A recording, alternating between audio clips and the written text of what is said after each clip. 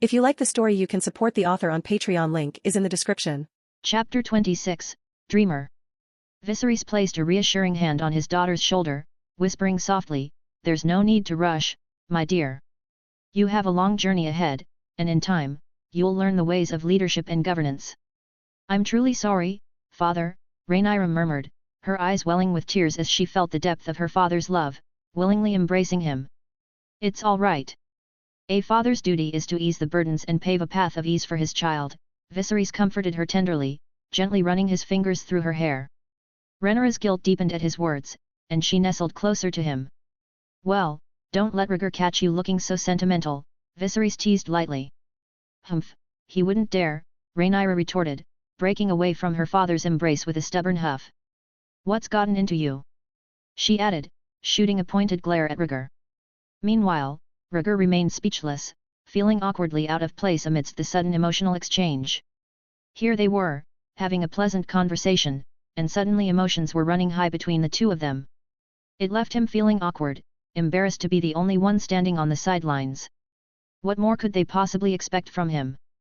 Feeling the tension, Viserys pulled Rhaegar into a hug, offering a gentle reminder, "Don't tease your brother, he surpasses you in certain areas." Rhaenyra stubbornly averted her gaze, remaining noncommittal. "Tell your sister what you've gleaned from this experience," Viserys chuckled, turning to Rhaegar. "Are you sure?"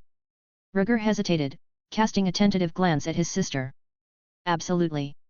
Exceptional insights should never go unshared," Viserys reassured him.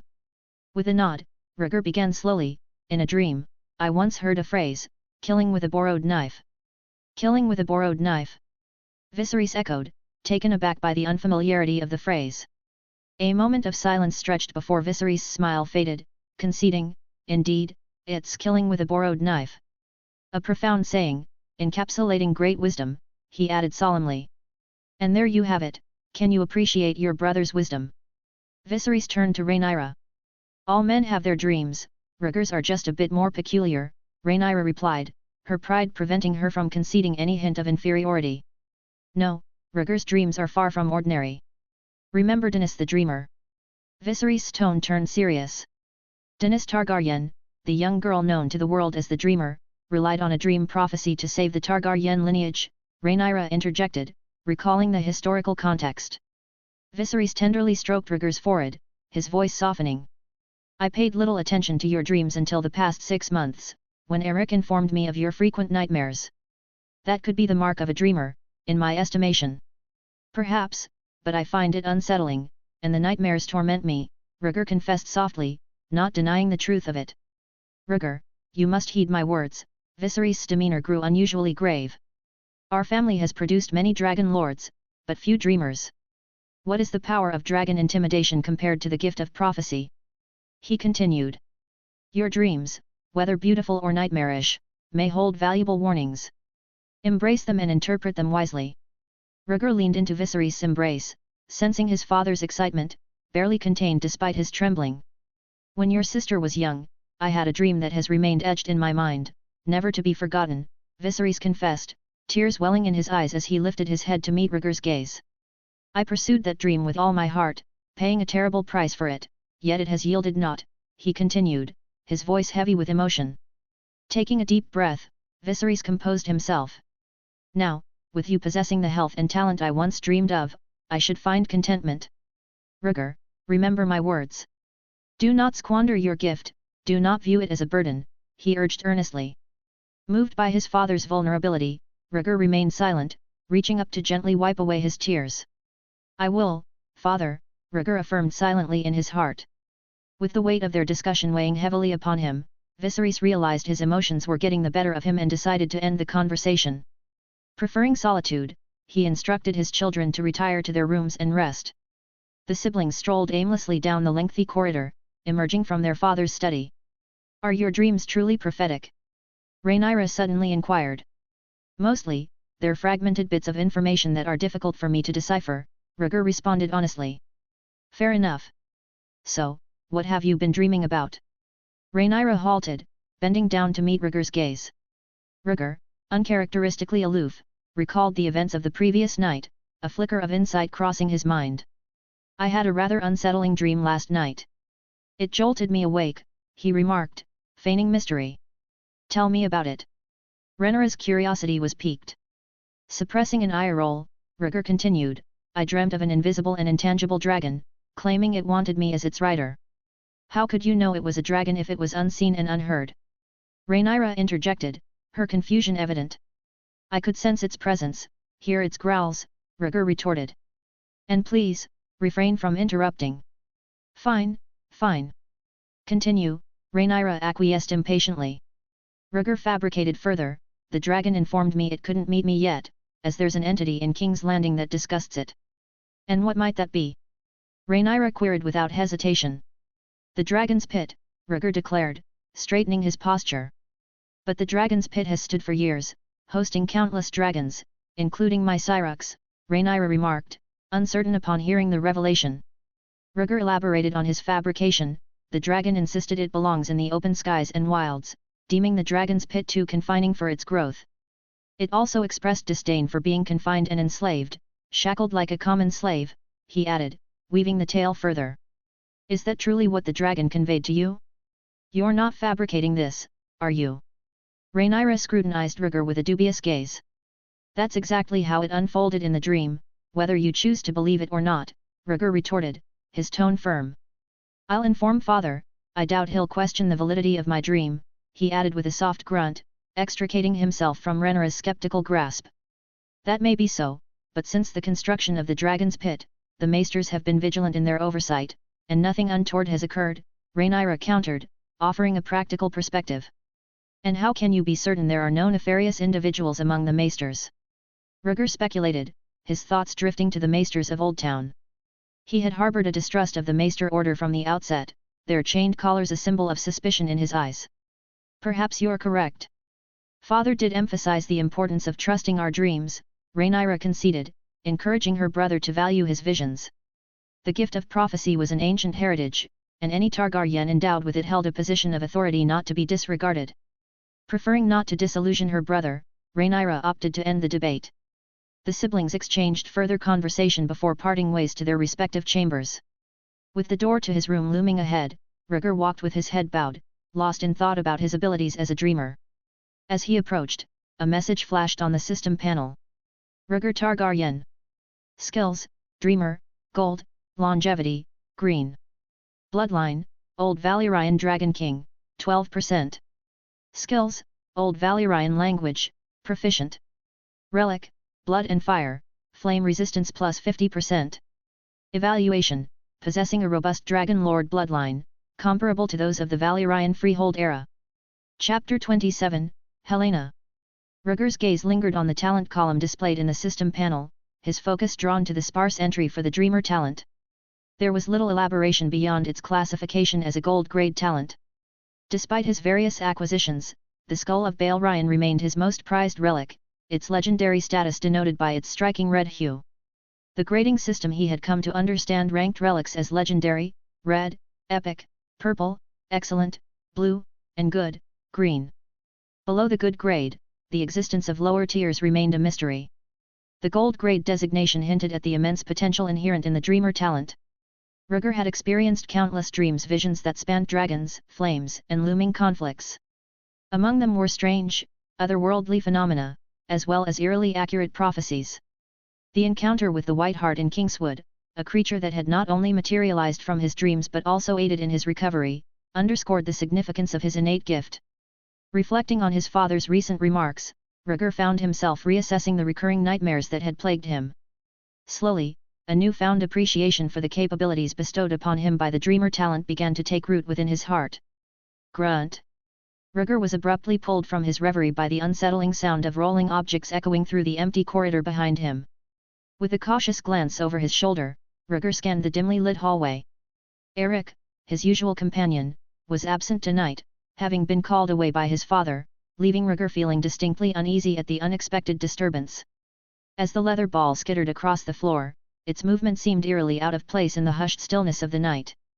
Summoning his resolve, Rhaegar called out into the darkness, his voice cutting through the silence in an attempt to draw the attention of any nearby servants on duty. "Who's there?" Yet, despite his efforts, the echo of his own voice was the only response that greeted him. A shiver ran down Rhaegar's spine as he retreated, his gaze lingering on the door to his room, looming ominously in the dim light. With a swallow, he took a hesitant step backward, his nerves on edge as he braced himself for whatever unsettling encounter might await him. Ta-da-da-da. In that moment, the soft echo of footsteps reached Rhaegar's ears, the sound of leather shoes with cowhide soles treading lightly on the wooden floorboards. Turning swiftly, Rhaegar caught sight of a fleeting white figure darting past in a flash of moonlight. "Brother, do you want to play pickleball?" came a small voice, interrupting the stillness of the night. There stood a young girl in the hallway, clad in pink, clutching a leather ball in her tiny hands, her gaze fixed eagerly on Rhaegar. With silver white hair and delicate features, she bore a striking resemblance to their shared bloodline. Rhaegar's expression darkened as he recognized the figure before him, his half-sister, Princess Helaena. "Helaena, what are you doing out here in the middle of the night?" Rhaegar's tone was stern, his frustration evident as he addressed the young princess. Helaena hugged her beloved pickleball tightly, leaning against the corridor wall with a sheepish smile.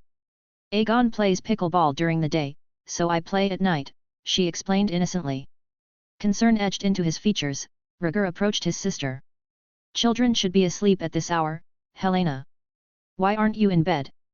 Helaena flinched as her seldom-seen brother approached, her gaze dropping to the floor. "I can only play secretly while he sleeps because Aegon won't give me a ball to play with," she admitted softly. Rhaegar's expression darkened at her words. "He doesn't play with you? Doesn't your mother care about that?" he asked, his tone laced with disapproval. "Aegon plays with me when my mother is here, but he doesn't when she's gone," Helaena replied, her voice tinged with sadness as she shook her head. Rhaegar's anger flared at the injustice of it all. Taking Helena's small hand in his own, he spoke with determination. "I'll take you back to your room for some rest. Tomorrow, I'll have the craftsman make you a custom leather ball so you won't need this one anymore."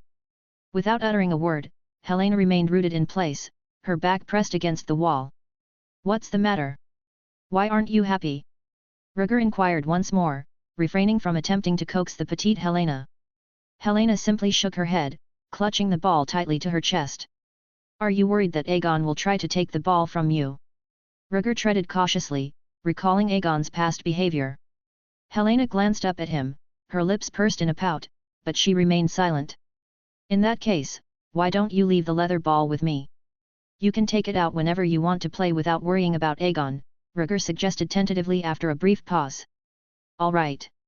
I'll give you the ball. Aegon won't dare to take it from you," Helaena whispered, her violet eyes shimmering brightly as she nodded her head firmly. Extending her hand, she relinquished the leather ball she had been guarding to Rhaegar's grasp. "This little girl isn't naive, in fact, she possesses quite a bit of courage, and she knows that Aegon wouldn't dare challenge Rhaegar." Rhaegar shook his head, his smile fading. "Not this one. Tomorrow, I'll have a new leather ball sent to you. You can give this one to Aegon for his play."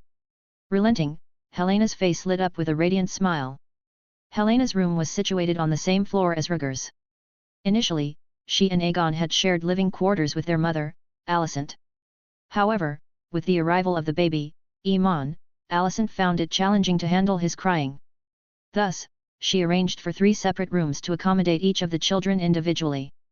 Listening to Helena's account, Rhaegar learned that the servant who usually looked after her had been frequently called away for work lately.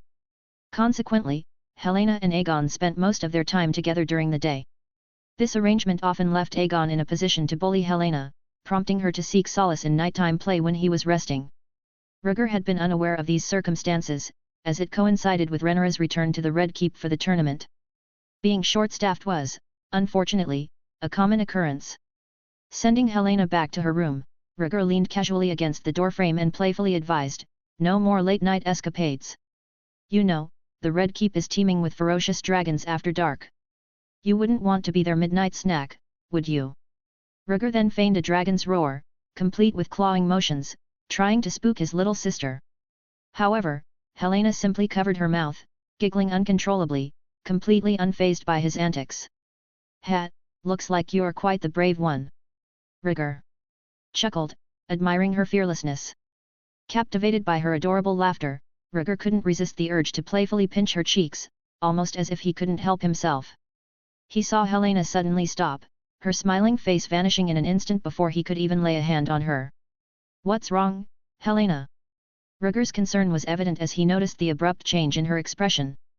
"Hungry wolves staring at lambs," Helena nervously muttered, her eyes fixed straight ahead. "What do you mean, Helena? Did you see or hear something?" Rhaegar's mind raced, connecting Helena's cryptic words with the rumors swirling around her. He suspected that she might possess a gift similar to his own, one of prophecy and foresight. But Helena silently retreated into her room, closing the door behind her, shutting Rhaegar out.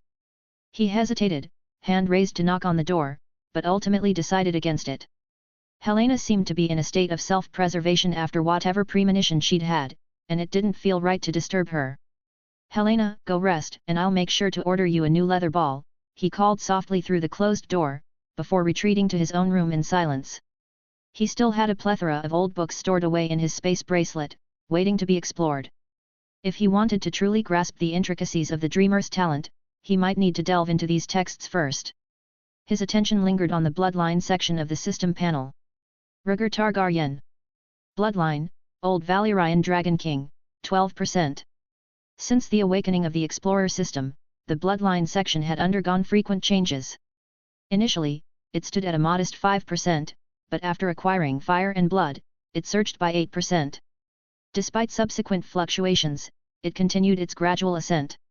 Rhaegar speculated that the percentage reflected the purity of his bloodline, as suggested in the evaluation section. A robust lineage of the Dragon Kings, boasting excellence even amidst the era of the Old Valyrians. Within half a year, the purity of his bloodline had soared to 12%, more than doubling its original value. The plus sign preceding the percentage had vanished, indicating that the efficacy of blood and fire had reached its zenith and would no longer increase. Returning to the texts, ancient Valyria boasted numerous families of dragon lords. What significance does a pure bloodline hold? Rhaegar mused, recalling Viserys' remarks about the dreamer's talent. Determined not to squander any potential, Rhaegar now held his abilities in the highest regard. Chapter 28, Gossip. Amidst dark clouds looming overhead and rough waves crashing against the shore, Rhaegar's slender frame ascended a coconut tree. His gaze darted anxiously at the rising water below. Cold tendrils wrapped around his ankles, gradually creeping up to engulf his calves. Though panic gripped him, his attempts to call for help were stifled, his voice silenced by an unseen force. A deafening rumble shattered the uneasy silence as lightning rent the sky, illuminating the darkness with its blinding flash. Torrential rain began to cascade down, drenching Rhaegar to the bone. Where am I?" he muttered, disoriented by the sudden deluge. A low, ominous hiss reverberated through the air, mingling with the roar of thunder. Rhaegar's eyes widened in astonishment as a colossal creature emerged from the dense clouds, its massive wings beating rhythmically as it soared into the distance. Straining to catch a glimpse of the creature amidst the downpour, Rhaegar was met only by the relentless patter of rain against his skin, its rhythmic cadence filling the air with a sense of foreboding. As rainwater trickled down his cheeks, Rhaegar instinctively raised a hand to wipe it away. When he opened his eyes once more, the behemoth was circling back, its massive wingspan casting a shadow over the island below. "Ah! Stay away!" Rhaegar cried out in terror, his heart pounding in his chest as the creature drew closer, its ominous silhouette looming overhead. In the blink of an eye, darkness consumed him, and he was jolted awake, violently thrown from his bed. "What in the seven hells?" Rhaegar exclaimed, his breath coming in ragged gasps as he scanned his surroundings, his senses on high alert. The familiar sight of his room greeted him, and he sank back onto the bed, wiping the cold sweat from his brow with a trembling hand. "Damn it, another nightmare," he muttered, his voice trembling with fear. "And it's the same one as before, haunting me like a relentless spectre." It seemed that these recurring nightmares had taken root in his subconscious, tormenting him with their vivid imagery and unsettling themes. Rhaegar sighed heavily, his mind still reeling from the ordeal. "Perhaps they're just figments of my imagination, but they feel all too real." Yesterday, he delved deep into the pages of ancient tomes, poring over them until the early hours of the morning. The dreamer talent had been consuming his thoughts ever since. It was a peculiar phenomenon, but perhaps a blessing in disguise. Each successive nightmare seemed to unveil a new layer of understanding. Anything out of the ordinary tends to stir up trouble, Rhaegar mused, frustration evident in his voice as he ran a hand through his tousled hair. These recurring dreams hold some sort of prophetic significance, that much is clear. His brow furrowed in deep concentration as he pondered the implications of his nocturnal visions. After finishing his meal, the servant brought the usual fare of bread, milk, and fried eggs. "Shall we attend the tournament today, Prince?" Rhaegar took a final sip of milk just as Eric entered the room, timing his arrival perfectly. "Not much to see there. Let's head to the Dragon's Pit instead." "I've yet to visit," Rhaegar replied calmly, dabbing at the milk stains on his lips. "Very well," Eric responded in his deep voice. As he headed towards the door, Rhaegar reached for a piece of parchment on the table and carefully rolled it up. The Dragon's Pit lay quite a distance from the Red Keep, so the squire had arranged for a carriage in advance. Eric's gaze lingered on Rhaegar, his expression tinged with concern, as if he were wrestling with unspoken words. Growing weary of the scrutiny, Rhaegar finally broke the silence. "Sire, is it because I'm dressed the wrong way? Why are you looking at me like that?" Eric hesitated briefly before responding, "It's nothing about your attire, Your Highness. You just seem a bit off today." They had travelled quite a distance and it was hard not to worry about the normally jovial prince. He was silent the whole time. Rhaegar sighed, a weariness settling over him. "I had another nightmare," he admitted, his voice heavy with fatigue. The concern in Eric's eyes deepened as he observed the exhaustion etched on Rhaegar's face. "Perhaps you should seek counsel from a maester. Sleeplessness and nightmares are troubling signs." Rhaegar's smile was wistful. "No need for that. My father taught me to embrace all dreams, whether pleasant or otherwise." "With all due respect, Your Highness, you seem to prefer the pleasant ones," Eric remarked, his brow furrowing in worry. "Don't fret over me, Ser. Rhaegar interjected, brushing off the concern. "Experiencing life's ups and downs early on isn't necessarily a detriment." He swiftly shifted the conversation. "Now, about that forge you mentioned, where can I find it?" Eric said, "There's a skilled blacksmith located on the Street of Silk. His craftsmanship is highly esteemed."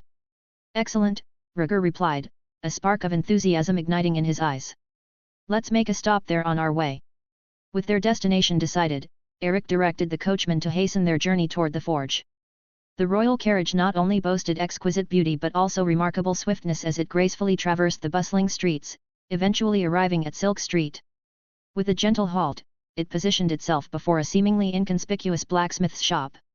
Parting the curtains, Rhaegar's gaze fell upon the scene outside, where a robust, youthful figure hammered away at the forge, sparks dancing in the air. "This lad is the grandson and apprentice of the old blacksmith," Eric remarked as he assisted Rhaegar from the carriage. "Go and fetch your grandfather," Eric casually instructed, flicking a glimmering gold coin towards the apprentice blacksmith. "Inform him that a distinguished guest awaits his presence." "Of course, Sir Kingsguard," the apprentice acknowledged, recognizing the resplendent figure clad in silver-armored robes. With haste, he abandoned his work and dashed towards the shop. Before long, a portly old man, scarcely reaching 5 feet in height yet boasting a full, bushy beard, emerged from the shop, the proprietor himself, Orn. With a hearty stride, the elderly blacksmith approached the pair, his voice resonating with warmth and hospitality. "Esteemed guests, I, Blacksmith Orn, bid you welcome," he proclaimed, executing a bow towards Rhaegar with some effort. Observing the rotund figure before him, Rhaegar couldn't help but conceal a hint of amusement. Despite standing face to face, Orn's stout and plump stature suggested a formidable presence that might easily flatten him. Producing a rolled cylinder of parchment, Rhaegar presented it to Orn, elucidating, "This contains the blueprint for a bracelet. I require an exact replica crafted with utmost haste. Consider it done." "Should it be tailored to fit your wrist?" inquired Orn, his confidence unwavering. "Yes, precisely.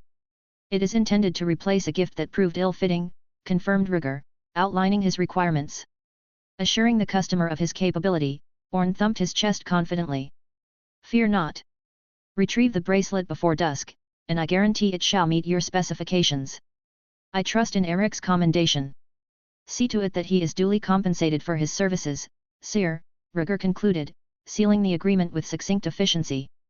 Old Orn, however, refused the bag of coins that Eric proffered, declaring, "I seek no payment other than the honor of seeing a prince adorned with my craftsmanship.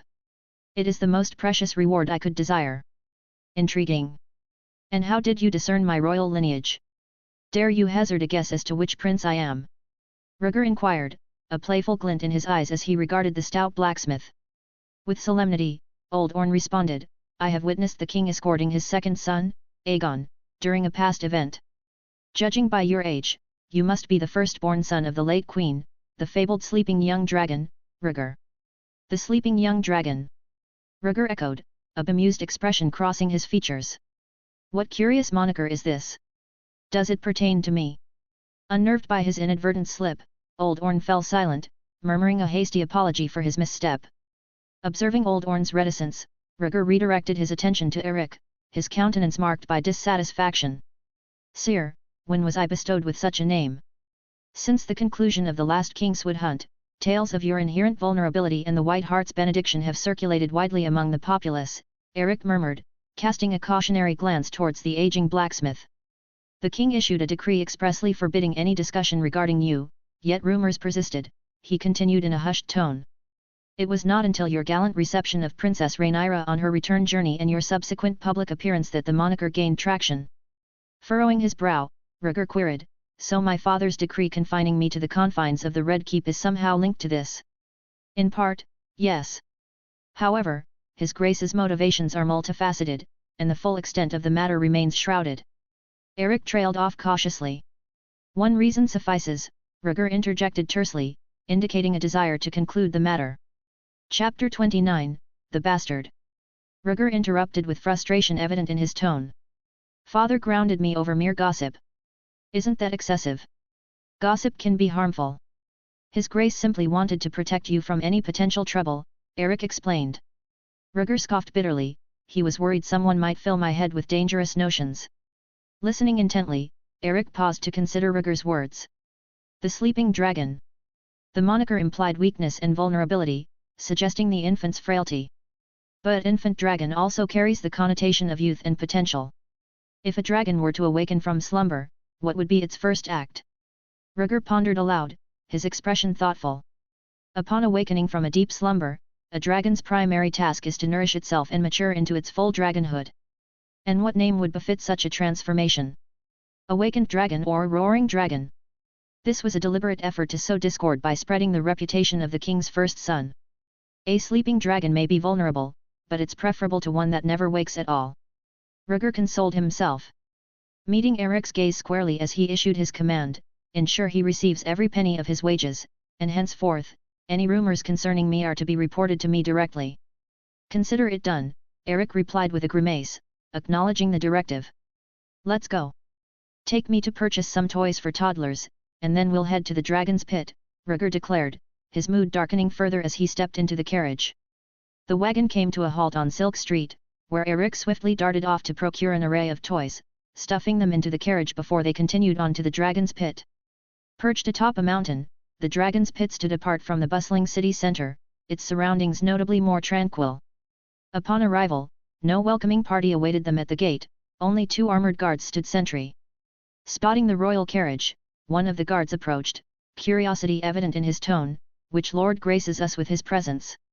Rhaegar Targaryen, firstborn son of Viserys I. Eric announced proudly as he emerged from the carriage.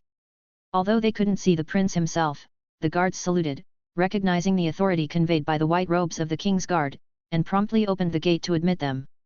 The Dragon's Pit sprawled across a vast expanse, boasting numerous entrances and exits scattered throughout its perimeter.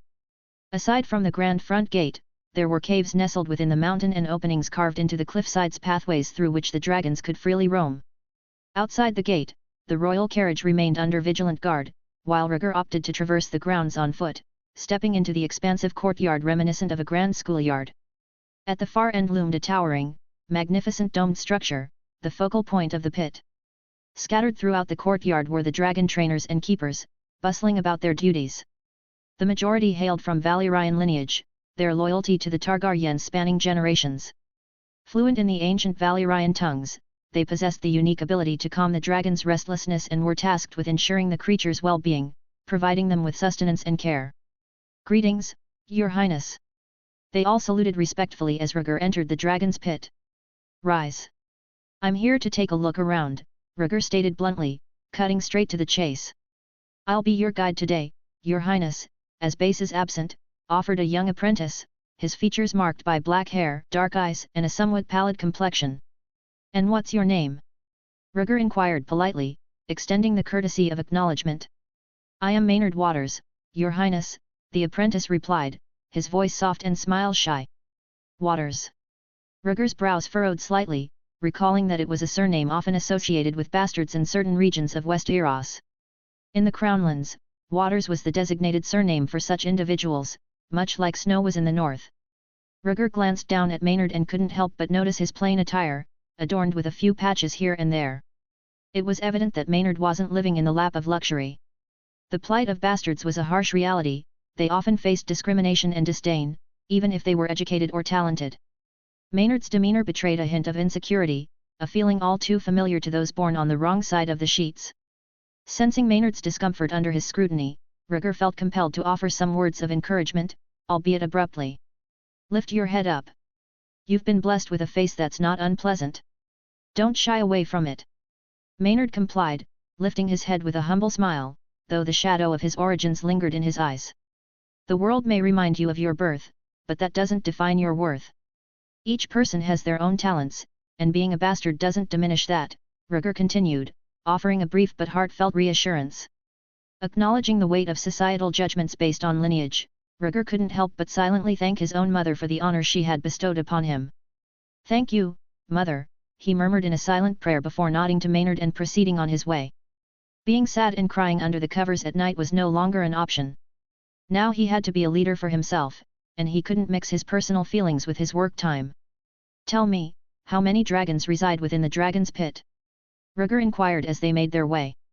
"There are 3 in total, Dreamfire, Caraxes, and Syrax," Maynard replied promptly, his demeanor swiftly adjusting to one of professionalism. "Show me around then. I've never been close to a dragon before." "I am afraid I can't, Your Highness." Curiosity piqued, Rhaegar pressed further, "Why can't you show me around? Do the dragons harbor animosity towards people?" "No, Your Highness. The reason is that Princess Rhaenyra and Prince Daemon were here just before you, intending to take the dragons for a ride," Maynard disclosed truthfully. Rhaegar's eyes sparked with anticipation at the mention of his sister's presence. Eager to join her and perhaps coax her into allowing him a dragon ride, he instructed, "Take me to her then. I must meet with the dragons." "Very well. The princess has only just arrived. Let's hasten our steps, there's still time to catch up," Maynard agreed, calculating the time in his mind as they hurried along. Breathless, Rhaegar hurriedly ascended the platform, barely catching his breath. Just in time, he witnessed a pair of dragon keepers soothing Syrax and removing the shackles from her feet. Meanwhile, the scarlet Caraxes stood ready on the other side. In the midst of the 2 dragons stood Daemon and Rhaenyra, clad in their dragon suits, engaged in conversation. "Sister!" Rhaegar's excited shout echoed as he dashed towards Rhaenyra, heedless of Eric's counsel. Startled by his sudden appearance, Rhaenyra turned to him with confusion evident in her expression. "Rhaegar, what brings you to the dragon's pit?" Drawing closer, he seized his sister's hand with pride. "Didn't I mention last night? The dragon in my dream warned that the dragon's pit isn't safe, so I came to investigate. I thought you were attending the tournament, but upon entering, I heard you were here as well. So, are you seeking me out or the dragons?" Rhaenyra teased, amusement lacing her words. "Of course, I'm seeking you out. The dragons are just a bonus," Rhaegar replied, unable to contain his excitement at being in such close proximity to the magnificent creatures. Admiring Syrax's graceful form, he remarked, "This must be Syrax, isn't it? She's as splendid as you." In contrast, Caraxes' imposing head caught his attention, prompting him to add, "And Caraxes here is truly remarkable." Rhaegar's preference for Syrax's elegant physique was evident in his brief compliment. "Syrax is named after the goddess of harvest." "Naturally, she's beautiful," Rhaenyra replied, seeing through her brother's intentions with a knowing smile. With arms folded across her chest, she inquired knowingly, "So, dear brother, now that you've seen everything, what else brings you here?" Chapter 30, Refusing the Request. "Ride a dragon. I want you to take me for a ride on a dragon," Rhaegar eagerly declared. Rhaenyra couldn't stifle her laughter and affectionately ruffled her brother's hair. "I had a feeling you had something in mind when you sought me out. Otherwise, you wouldn't have come here so eagerly. Then, dear sister, may you grant your brother's request?" Rhaegar implored, his eyes filled with anticipation as he gazed at her. However, Rhaenyra's smile turned apologetic as she gently declined, I must disappoint you. I already have plans to fly to Dragonstone Island and back with Uncle Daemon, and it will be quite late by the time we return. Undeterred, Rhaegar persisted, I can accompany you to Dragonstone Island. I haven't been back to our homeland yet, and I don't mind if it takes longer than expected. Driven by his desire to ride a dragon, Rhaegar grasped his sister's hand and shook it earnestly. Caught between her brother's pleading eyes and Daemon's presence, Rhaenyra hesitated. She glanced at Daemon, silently seeking his opinion. Observing the exchange, Rhaegar also turned his attention to Daemon, curious to see his reaction. To their surprise, Daemon remained nonchalant, his tone casual as he remarked, he can join us if he wishes, but your father may not be pleased if he learns I took his heir and eldest son on a journey. The underlying message was clear, while he was willing to accommodate Rhaegar, the responsibility ultimately fell on him, and it was a risk he wasn't eager to take. It was a tactful yet firm way of declining the request. Rhaenyra couldn't help but sigh as she squeezed Rhaegar's hand tightly, apologizing, I'm sorry, Rhaegar. Today's journey is too far, but how about I take you for a dragon ride over King's Landing next time? She offered, attempting to soften the disappointment. Rejected, Rhaegar's disappointment was palpable, though he maintained his princely demeanor, concealing his emotions. Withdrawing his hand from Rhaenyra's grasp, he took a step back and forced a reluctant smile, very well, I shall await your promise then. Though his words were accepting, the sadness in his eyes remained evident. Rhaenyra couldn't overlook her brother's disappointment, but considering her agreement with her uncle, she had little choice but to leave the matter for another time. I'll make it up to you later, Rhaegar, she resolved silently. Princess, you may ride Syrax now. As the dragon keeper unshackled Syrax, addressing Rhaenyra in High Valyrian, she responded in kind, I understand. Taking Rhaegar's hand once more, Rhaenyra led him away from the dragons, handing him over to Eric with instructions, keep an eye on my brother, and ensure he doesn't venture into the dragon's pit. Eric nodded in acknowledgement, of course, princess. After giving Rhaegar's hair a gentle pat and offering a few words of reassurance, Rhaenyra proceeded toward Syrax. Throughout the exchange, Daemon remained silent, observing from the sidelines. Uncle, shall we depart? Rhaenyra called to Daemon as she climbed onto Syrax's back, securing the safety chains around her waist. I thought you were taking him, Daemon remarked casually as he mounted Caraxes. Rhaegar is still young, and a long journey on a dragon's back, exposed to the elements, may be too much for him, Rhaenyra explained with a smile. But you were riding dragons at his age. Early exposure to dragons can be beneficial, Daemon countered, his tone neutral. In the Targaryen family, riding dragons was practically a rite of passage. There will be opportunities in the future, Rhaenyra dismissed the discussion of gender roles, eager to change the subject. Let's make it a race to Dragonstone Island. Who do you think will arrive first? Daemon shrugged, his indifference evident as he remained silent, content to let the matter rest. In the background, Rhaegar stood amidst the crowd, his gaze following the graceful ascent of the two dragons into the clouds until they vanished from sight. Eric, ever vigilant, observed Rhaegar closely, noting the absence of any noticeable emotional fluctuations beneath his composed exterior, a realization that weighed heavily on his heart. But Eric wasn't the only one paying close attention to Rhaegar. Among the onlookers stood Maynard, his eyes fixed on the tightly clenched fists behind Rhaegar's back. A golden opportunity, he murmured to himself. Although Maynard maintained a stoic expression, inwardly, excitement stirred within him, his hands and feet trembling slightly. Tired of being the object of scorn, Maynard, despite his vast knowledge, remained subject to prejudice among his peers. Assigned to the Dragon's Pit, he had hoped for recognition for his diligent efforts, perhaps even acknowledgement from the royal family. As he watched the Targaryens effortlessly ride dragons, he yearned for a nobleman to elevate him to the skies. Yet, his aspirations seemed destined to remain mere dreams. But now, a chance presented itself. Wasn't this the perfect moment? The young prince, left behind by his sister, appeared in need of reassurance and companionship. Of course, assuming the current activity piqued his interest and that his psychological needs aligned with Maynard's assumptions. With a myriad of thoughts racing through his mind, Maynard summoned his courage and spoke up.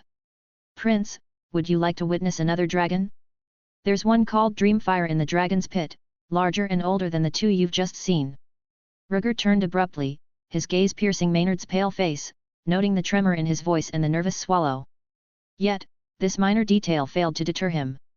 Born a bastard, Maynard faced immense pressure in engaging with an unattainable prince. But his offer intrigued Rhaegar. Lead the way. Rhaegar's tone brooked no argument, his determination evident. Despite Eric's attempts to dissuade him, Rhaegar's intense gaze silenced any objections. Let's proceed, we have a long journey ahead of us today, Rhaegar declared, brushing past the dragon keepers who conversed in a tongue foreign to him. Maynard took the lead, descending the stairs into the depths of the dragon's pit. The dragon's pit buzzed with activity, dragon nests scattered about, mostly hidden underground to prevent roof collapses caused by the dragon's movements.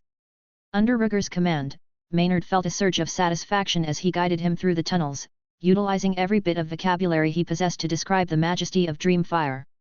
Dreamfire is a formidable female dragon and has birthed numerous eggs, one of which belongs to Rhaegar. Dragons reproduce through the hatching of eggs, yet it's curious that they lack a discernible gender. Human attempts to assign gender to dragons are misguided, Maynard explained, eager to showcase his knowledge.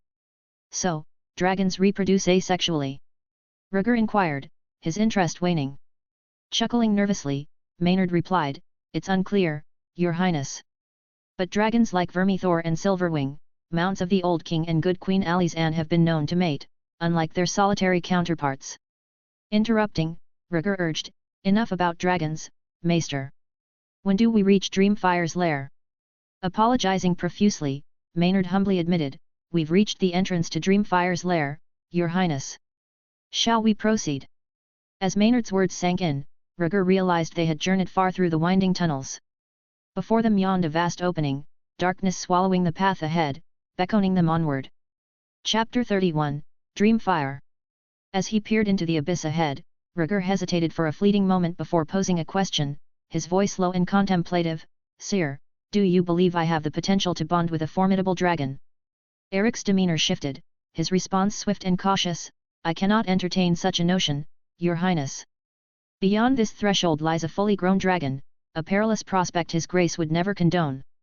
Why? Rhaegar's inquiry was unwavering, his gaze fixed on the night before him. Do you doubt my capacity to establish a connection with a dragon?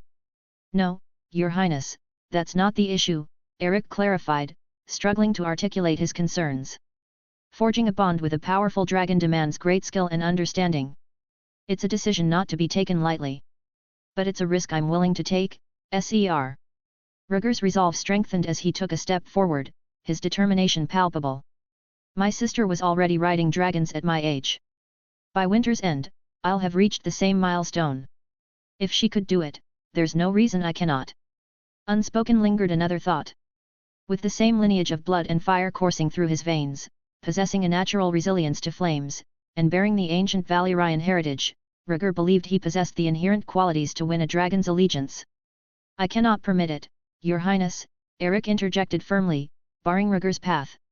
I've sworn an oath to safeguard the king's heir, and I cannot stand idly by as you endanger yourself. But you've also sworn to obey my commands, regardless of danger or honor, Rhaegar countered sharply, his gaze unwavering. Perhaps it was the culmination of haunting dreams, the burden of his legacy, or the distance from his sister all converging to ignite a storm within him. Rhaegar's heart swelled with a tumultuous mix of emotions: fear, frustration, perhaps even a hint of envy towards his sister. He was Rhaegar Targaryen. A Targaryen knows no fear. Before him loomed Dreamfire's lair, and Rhaegar was determined to tame the dragon, earning glory and admiration in the process. Eric's duty bound him, but Rhaegar's resolve was unyielding. With steely determination, Rhaegar issued an order to Eric for the first time, as Rhaegar, eldest son of Viserys I command you to remain here and not to intervene. Prince, you... Eric began, attempting to dissuade him, but Rhaegar silenced him with a firm, enough, sire. Bound by his vow, Eric reluctantly acquiesced, his inner turmoil evident as he stood guard, his hand clenched around the hilt of his sword. Very well, Kingsguard. Rhaegar strode past Eric, casting a glance at the impassive Maynard nearby. Eric will remain outside the lair to ensure our safety. You may return unless you're needed. Upon hearing Rhaegar's declaration, Maynard, tinged with excitement, interjected, No. I wish to accompany you. I possess knowledge of dragon behavior and can be of assistance. Hope flickered within Maynard, a chance to prove himself and escape his unjust fate. How could he falter now? Rhaegar regarded him with a quizzical expression, then nodded in agreement, conceding, very well. Should I succeed in taming Dreamfire, you shall share in the credit. Yes, your highness.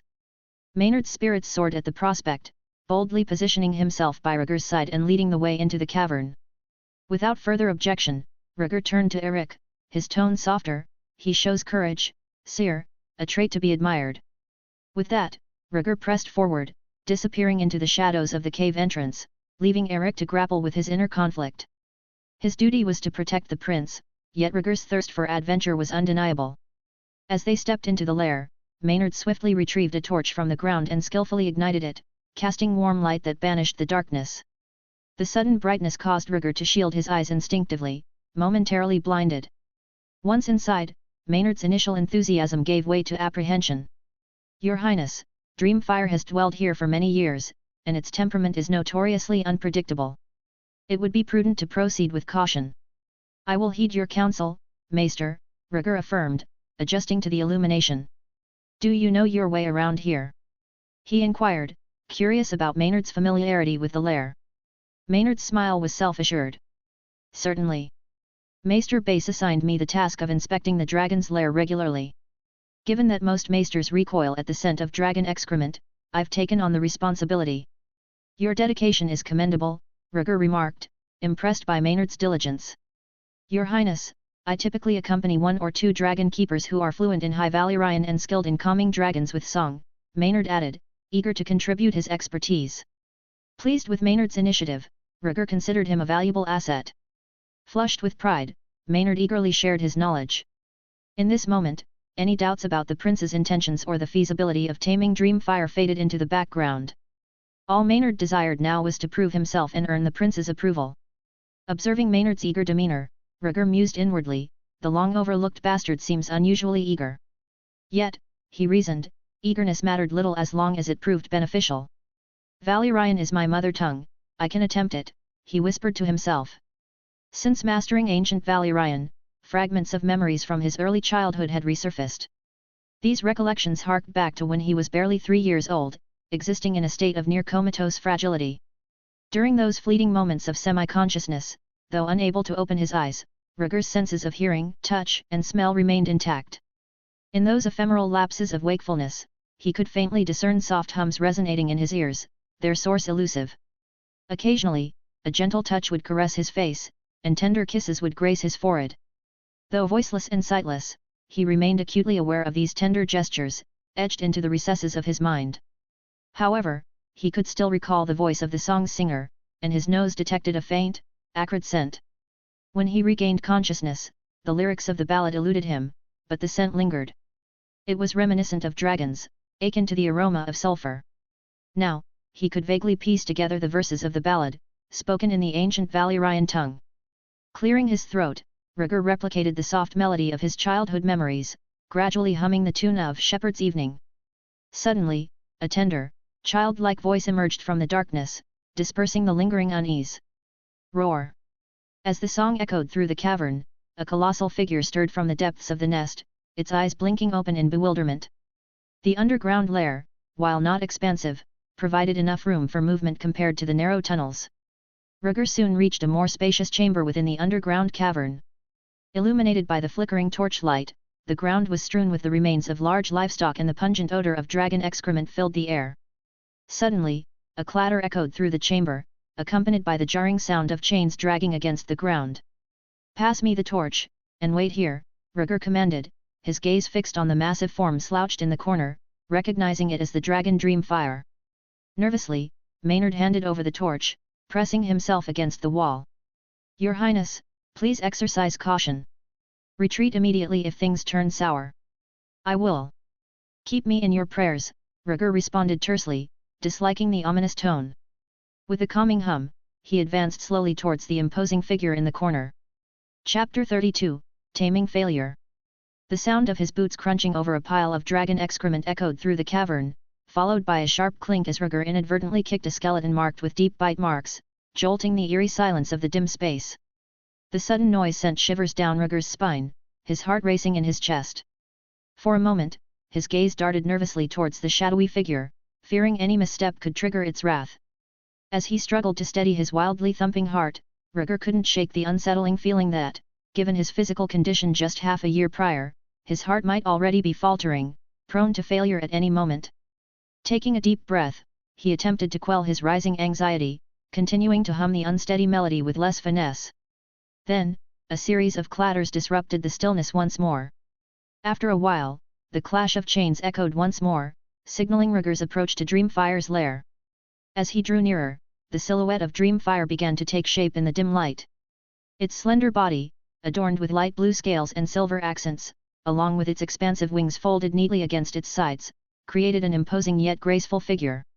Although the dragon's head remained obscured in the shadows, the glint of two long, slightly curved silver horns hinted at its formidable presence. Pausing in his tracks, Rhaegar couldn't help but feel a sense of trepidation at the sight before him. Despite appearing at rest, Rhaegar knew that Dreamfire had been alerted to his presence by the hummed melody. With only the silent company of the unclaimed dragon, Rhaegar couldn't deny the fear that gripped him.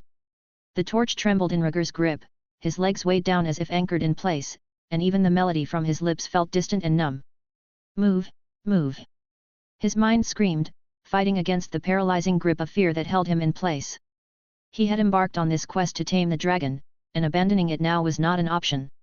As moments stretched into eternity, and Dreamfire made no aggressive move, Rhaegar's resolve began to strengthen. Driven by determination, he willed his legs to take another step forward, then another. 30 meters, 20 meters, 15. With each advancing step, Dreamfire loomed larger and clearer in his vision. The dragon, with its imposing horns and amber eyes, regarded him with a calm indifference that sent shivers down Rhaegar's spine.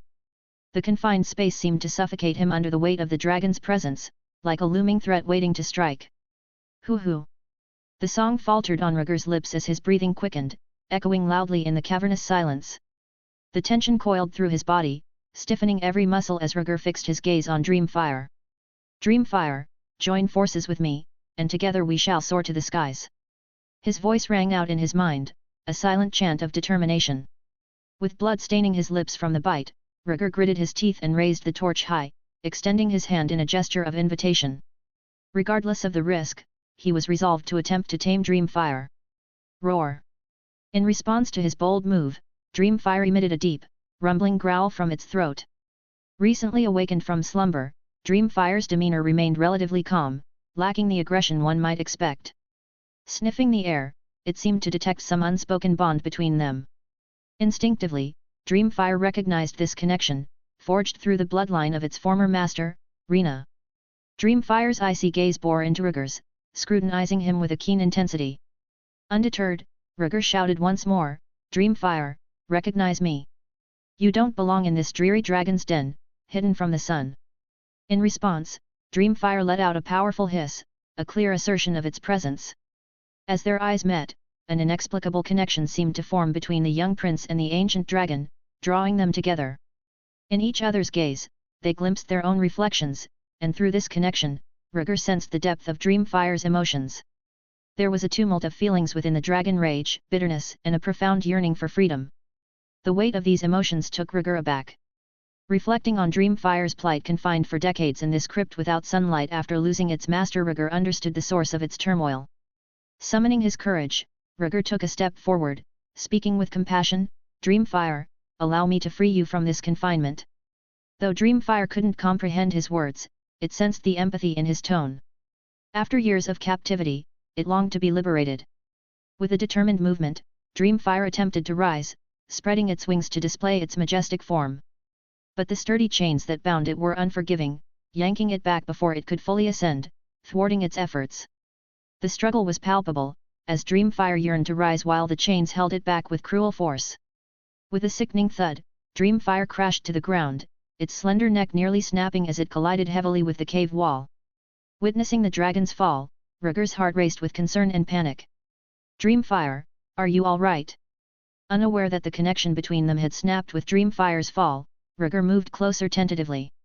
But as their eyes met once more, the intimacy that had existed moments before was replaced by fury and rage in Dreamfire's gaze. Roar! Dreamfire roared fiercely, its jaws opening wide as flames erupted from its maw, laced with orange, yellow, and sky blue hues. No! Calm down, Dreamfire, we can work together. Rhaegar's expression shifted dramatically as he desperately tried to reason with the enraged dragon. However, the torrent of dragon fire was already upon him. Fueled by the instinct for survival, Rhaegar swiftly turned and sought cover among the jagged pile of skeletons. Though the flames didn't engulf him directly, searing sparks landed on his exposed back. The dragon fire, far hotter than any ordinary flame, consumed his clothes in an instant, scorching his pale skin. Ah! Agonizing pain tore through Rhaegar's nerves, eliciting a primal scream from his lips. His body arched involuntarily, his eyes wide with shock and pain, as he felt the excruciating burn. For a fleeting moment, he feared he might perish from the sheer intensity of the pain. But despite the searing agony, the blood of the dragon coursing through his veins kept him alive. How did this happen?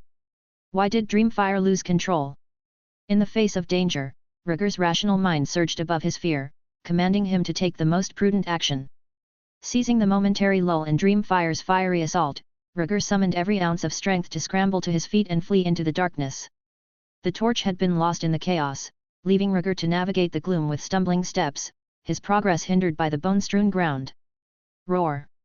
Each miss by Rhaegar further stoked Dreamfire's fury, causing the dragon to thrash against its chains, spewing flames with renewed ferocity. The brilliant conflagration illuminated the lair, devouring stone and bone alike, occasionally singeing Rhaegar's skin as he fled. Curses, it was so close! As he raced ahead, pursued by the scorching dragon fire, Rhaegar agonized over his failure. "Prince, watch out behind you!" A familiar voice jolted him, but before he could react, a blur of white crashed into him. Boom! In the blink of an eye, the spot where Rhaegar had stood was consumed by dragon fire, leaving behind a charred crater. Chapter 33, Running Away. Collapsed on the ground, Rhaegar's mind swirled in a haze of confusion. Turning his head, he saw Eric, clad in silver armor and white robes, looming over him, fiercely protective. "Eric, why aren't you guarding the cave entrance?" Rhaegar's thoughts struggled to catch up, his words slurred. "Protecting you is my utmost duty."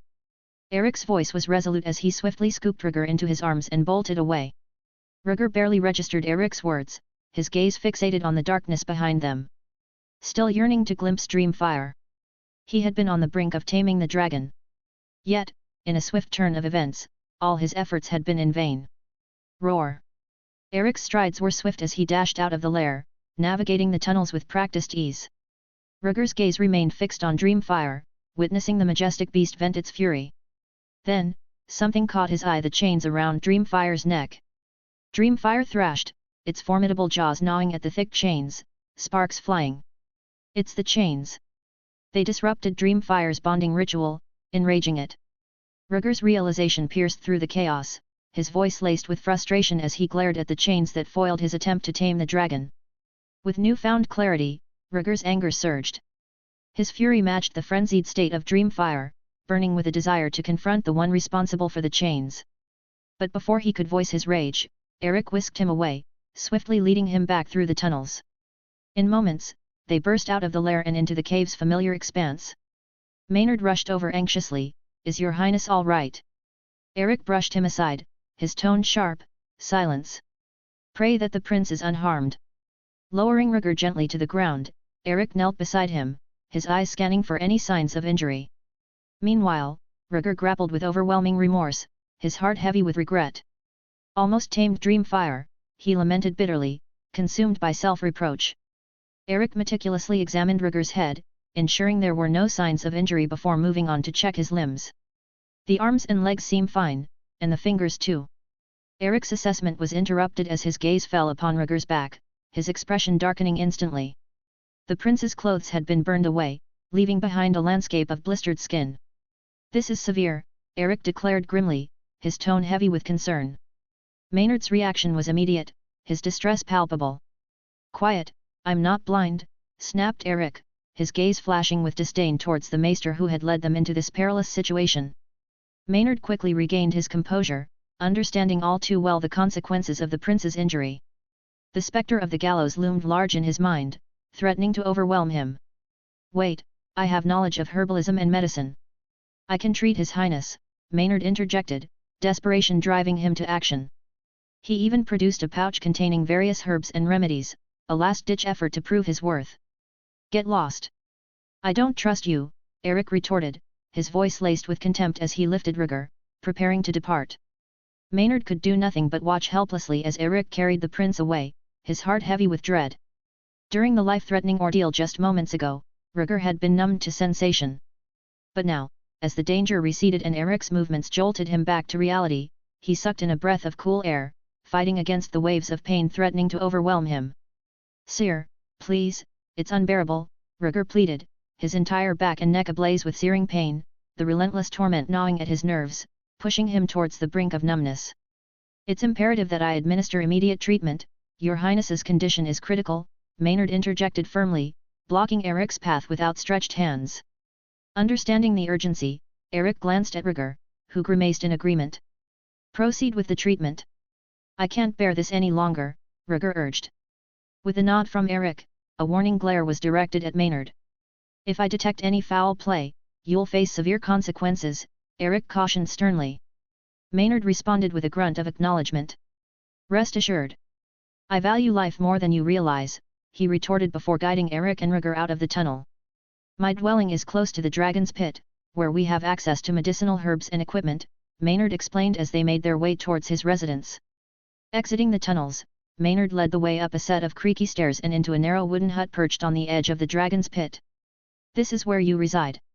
Eric remarked, surveying the humble surroundings with a raised eyebrow, the worn furniture and musty scent an unexpected sight for a maester's dwelling.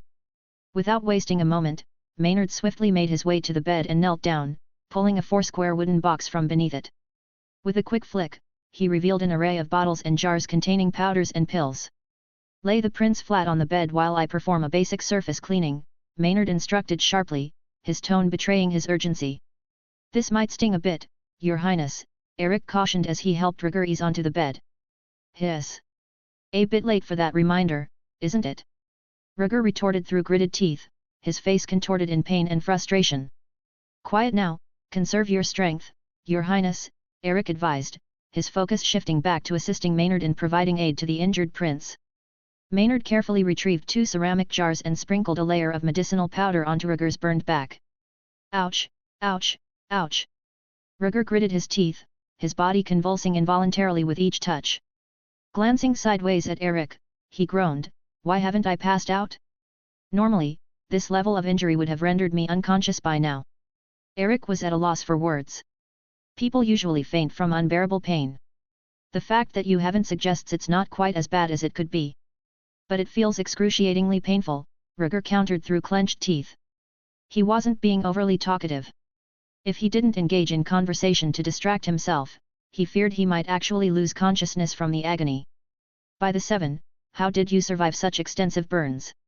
"It's as if you've danced through the 7 hells," Maynard remarked with a mixture of awe and relief as he applied the medicine and bandaged Rhaegar's wounds. Considering the intensity of the dragon's flame, capable of melting steel upon contact, it was miraculous that Rhaegar had endured even a brush with it without being reduced to ashes in seconds. Hearing Maynard's exclamation, Rhaegar inquired, "Weren't you supposed to be waiting for me by the lair? Why did Sir Eric come to my rescue instead?" Maynard's expression froze, and he admitted with shame, "I made a grave error in judgment and inadvertently led you into the Dreamfire's lair. I regretted it the moment you entered. I hurriedly sought assistance from Sir Eric, fearing you might encounter danger. It's beyond belief how swiftly Dreamfire went berserk, resulting in such a grave injury to you." Rhaegar paid him no heed and turned to Eric. Eric didn't shy away from the truth.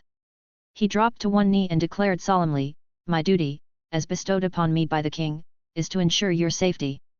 Allowing you to face danger alone is a grave failure on my part.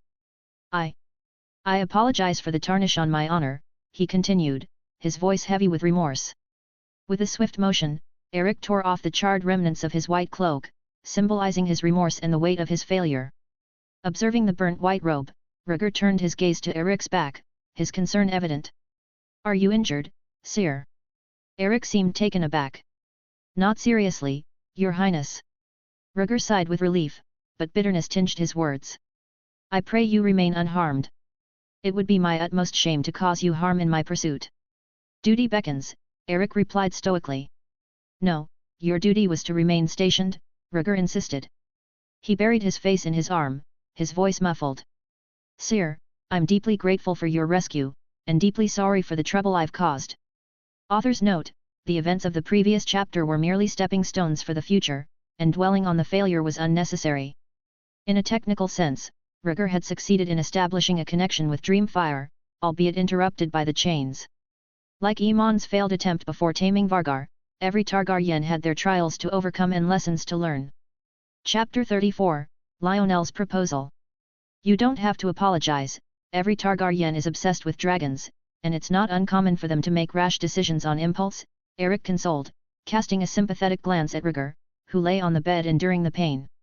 At the mention of dragons, Rhaegar's eyes flared with anger. Gritting his teeth, he declared, I was on the brink of taming Dreamfire. An accident? Eric inquired, his brow furrowing with concern. Rhaegar's voice dripped with frustration as he recounted, Dreamfire was on the verge of accepting me, but a chain restrained it, preventing it from standing. The bond between me and Dreamfire was severed by that chain. He hissed, his tone laced with venom. His eyes burned with a fiery intensity, the crimson hue mingling with the purple of his pupils, lending them a demonic quality. Failure was one thing, but thwarted success was far worse. Eric was taken aback by Rhaegar's revelation. He turned to Maynard with a fierce grip, his voice laced with accusation, You oversee the dragon's pit, what happened with the chains? Though he had limited experience with dragons, Eric knew well enough that the chains should never impede their movement. Rhaegar's account of Dreamfire's plight was highly irregular. Eric harbored suspicions that Maynard might have played a hand in sabotaging the prince's endeavor. Gripped by the collar and hoisted up, Maynard trembled with fear, his voice betraying panic as he protested, It wasn't me. I'm tasked with menial chores cleaning bones and dragon droppings. I'd never dare tamper with a dragon. If not you, then who, the dragon? Or perhaps the base you're talking about? Eric demanded, his patience wearing thin. With a swift motion, he landed 2 punches on Maynard's face, eliciting a sharp cry as blood trickled from his nose. Maynard frantically pleaded his innocence amidst the chaos. It's not me, I swear. Only the dragon keepers can change the dragon's chains. They're the only ones who can pacify the dragons. He insisted, his voice reaching a crescendo in his desperation. Rhaegar winced in annoyance, his burns throbbing with each word. Tie him up first, and let's return to the Red Keep immediately. We must inform my father of this, he commanded, his voice strained with discomfort. The pain clouded his thoughts, leaving only 2 clear objectives in his mind, to seek solace in the comforting presence of his parents and to uncover the culprit responsible for Dreamfire's ordeal. Eric nodded in agreement. Yes, Prince, he affirmed, swiftly immobilizing Maynard by restraining his hands behind his back with a belt. With Maynard subdued, Eric gently lifted Rhaegar and carried him out of the room. The carriage awaited them just beyond the gates of the dragon's pit, and Eric wasted no time in setting a brisk pace towards the Red Keep. Disregarding the driver's astonished expression, Eric carefully positioned Rhaegar on the carriage's commodious seat. With practiced efficiency, he directed the driver's attention to Maynard. Secure him to the back of the carriage and ensure he follows us, he instructed firmly, adding a reminder, the prince's condition requires a smooth ride. Speed is essential, but we cannot afford any jolts. Understood, sire, the driver acknowledged, his eyes wide with curiosity at the unusual scene unfolding before him. Without delay, the driver complied with Eric's orders, binding Maynard securely to the rear of the carriage and muffling any potential protests with a rag. With their task accomplished, the carriage set off towards the Red Keep, its wheels rolling smoothly along the cobblestone streets of King's Landing. In the tranquil ambience of the Red Keep's king's bedchamber, Viserys, wearied from the morning's tournament, retreated to his quarters, feeling the weight of exhaustion settling upon him. Summon Lord Lyonel at once. Inform him that the king requires his counsel, Viserys commanded, his voice echoing with authority as he leaned against the door frame. Promptly, an attendant heeded the king's call, disappearing momentarily to fetch the esteemed hand of the king, Lyonel Strong. Within the span of 10 minutes, Lyonel's stout figure entered the chamber, his demeanor exuding deference and readiness to serve his sovereign. What is your will, your majesty? Lyonel inquired respectfully, his presence a reassuring presence in the dimly lit chamber. As the attendant discreetly poured wine for both Viserys and Lyonel, Viserys dismissed him with a subtle gesture, leaving the 2 men alone to deliberate in privacy. With a contemplative gaze, Viserys raised his wine glass, a solemn air enveloping him as he broached the topic weighing heavily on his mind. I have been inundated with suitors vying for my daughter Rhaenyra's hand in marriage, Viserys confided, his voice tinged with a hint of melancholy. Yet, I find myself hesitant to commit to any alliance. Lionel's expression shifted, a somber recognition crossing his features as he interjected with a note of caution. Your Majesty, while the matter of Rhaenyra's betrothal is of great importance, there are pressing matters that demand our attention. Viserys regarded Lionel with a measured gaze, acknowledging the gravity of his advisor's words. Oh, is there something more pressing than Rhaenyra's marriage? Viserys inquired, a hint of amusement dancing in his eyes. Despite the light-hearted tone, Lionel's gaze remained fixed on the king, revealing a depth of understanding that belied his outward demeanor. Years of experience had shaped him into a man of few words, yet his perceptive eyes betrayed a keen insight into human nature. Aware of Viserys' tendency to deflect difficult topics with humor, Lionel met the challenge head-on. With a decisive gulp of his wine, he broached the sensitive subject. Your Majesty, Prince Rhaegar, as your eldest son, rightfully holds claim to the Iron Throne under Westerosi primogeniture, Lionel asserted, his words carrying the weight of certainty. Viserys' countenance darkened at Lionel's assertion. But the current heir is Rhaenyra, chosen by me personally and older than Rhaegar. Lionel remained steadfast in his stance. Prince Rhaegar, as a man and the eldest son, holds precedence under Westerosi law. A male heir is more likely to command the allegiance of the lords. Rhaenyra has indeed been recognized as the heir for many years, Viserys conceded, his tone still edged with frustration. Though Lionel recognized Viserys' similarity to Rhaenyra in their strong-willed nature, he pressed on. Yet, Your Majesty, their recognition of Rhaenyra may stem from the absence of a better alternative. If Prince Rhaegar were to assume his rightful place, the lords would undoubtedly favor a male heir. Through years of companionship, Lionel had gained an intimate understanding of Viserys' character. He knew precisely how to navigate the king's emotions and convictions to sway him in the desired direction. Viserys remained resolute, unwilling to entertain the notion of displacing Rhaenyra as the heir. No. Rhaenyra has committed no wrongdoing. No one can strip her of her rightful place as the heir. Lionel, recognizing Viserys' unwavering stance, didn't press the issue further. Instead, he calmly redirected the conversation. Prince Rhaegar was born into her position as heir. Now that he has recovered from his illness, are you suggesting we overlook such a worthy firstborn? Absolutely not, Viserys asserted firmly, expressing his intentions. Rhaegar is a fine young man, he holds love for both his father and his sister. I will ensure he receives the finest education, so he may grow into a man of honor. When Rhaenyra ascends to the throne, Rhaegar can serve as hand of the king, regent, or even protector of the realm, Viserys proposed. Lionel was taken aback by the suggestion. My liege, do you truly believe this? But Lionel's inner thoughts were far more complex, swirling with uncertainty and concern. With the king asserting Rhaegar's status as his eldest son, one might argue that he should rightfully inherit the throne. After all, wouldn't a prince of such high caliber be more inclined to assert his claim rather than serve silently in a subordinate role? Indeed, even among minor noble families, brothers often vie fiercely for their family's inheritance. The allure of wielding the power of a king would be irresistible to many, let alone to siblings. Yet, Viserys remained steadfast in his decision. I have faith in Rhaegar. He will dutifully assist his sister in governing and safeguarding the realm from threats, he declared. Lionel found himself at a loss for words, uncertain how to respond to the king's unwavering conviction. Pouring himself another glass of wine, he took a sip, contemplating his next move. Well, Your Majesty, I defer to your judgment, Lionel conceded, acknowledging the king's authority in the matter. Chapter 35, Keep it in the family. After a brief moment of reflection, Lionel set aside his concerns about the heir and reaffirmed his loyalty to the king. He understood the potential ramifications of the king's decision for the future of the kingdom and recognized his responsibility as hand of the king to address the issue. Having considered possible solutions to the succession dilemma many times, Lionel felt ready to broach the subject. Regarding the matter of the princess's marriage, I have a candidate in mind, he began. Oh? Wasn't it Rhaenyra, son of the sea serpent Corlys Velaryon, you mentioned last time? Viserys inquired, his demeanor relaxed as long as the conversation did not turn to the question of heirs. While Sir Rhaenyra remains a viable candidate, that proposal was made half a year ago, Lionel replied, opting for honesty. Your Grace, considering the interests of the realm, I suggest that the princess follow the Targaryen family tradition. Rhaegar.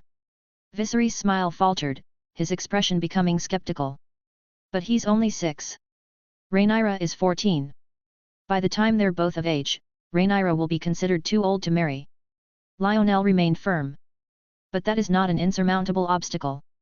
In fact, they are only 8 years apart in age, and the marriage could be consummated within a decade at the most. Until then, we can arrange their engagement to discourage potential suitors from pursuing the princess, he suggested confidently. A truly insightful and forthright suggestion from Lionel, demonstrating his wisdom and unwavering devotion to the realm. Viserys could not deny the effect Lionel's words had on his heart. Over the past 6 months, as Rhaegar regained his health, Viserys quietly pondered the matter at hand.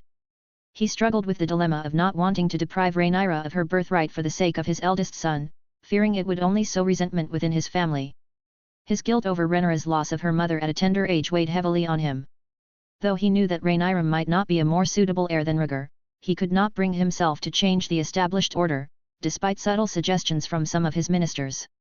So he had ordered Rhaegar to remain grounded, hoping to shield him from any discussion of the succession.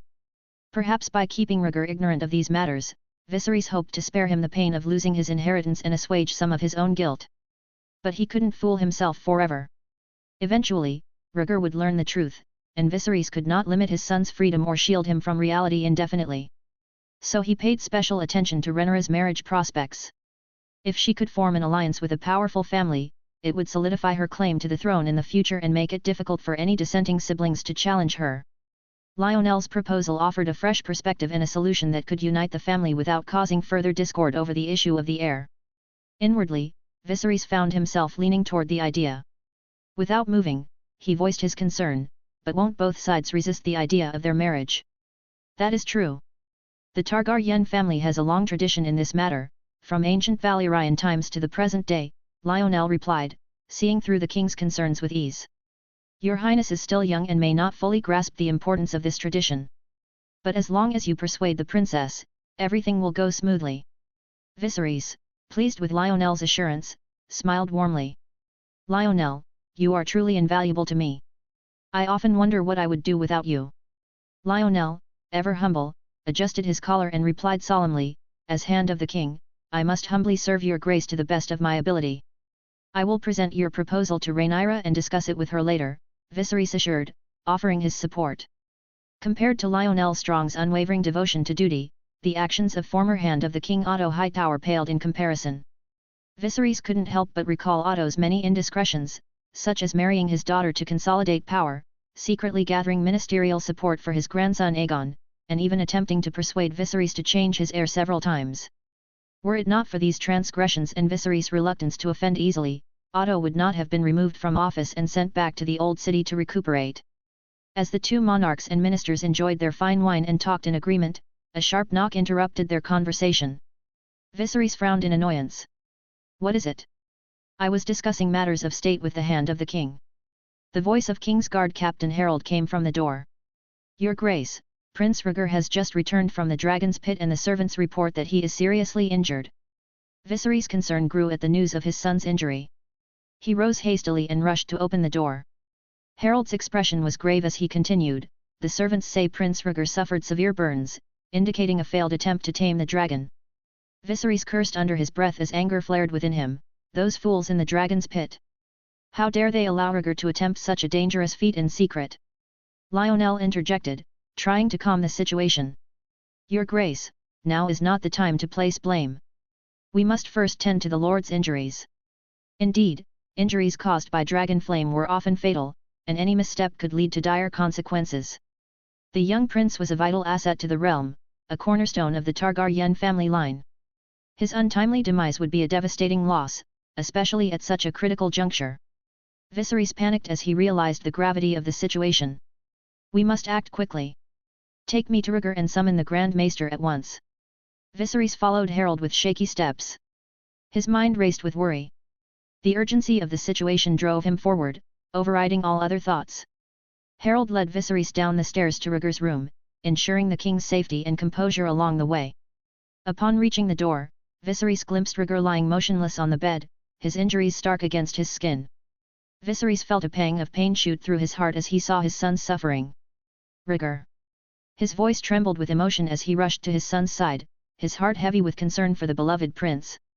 Off to the side, Grand Maester Melos carefully unwound the bandages, his expression grave as he addressed Viserys about Rhaegar's condition. Your Grace, it's best not to disturb the prince.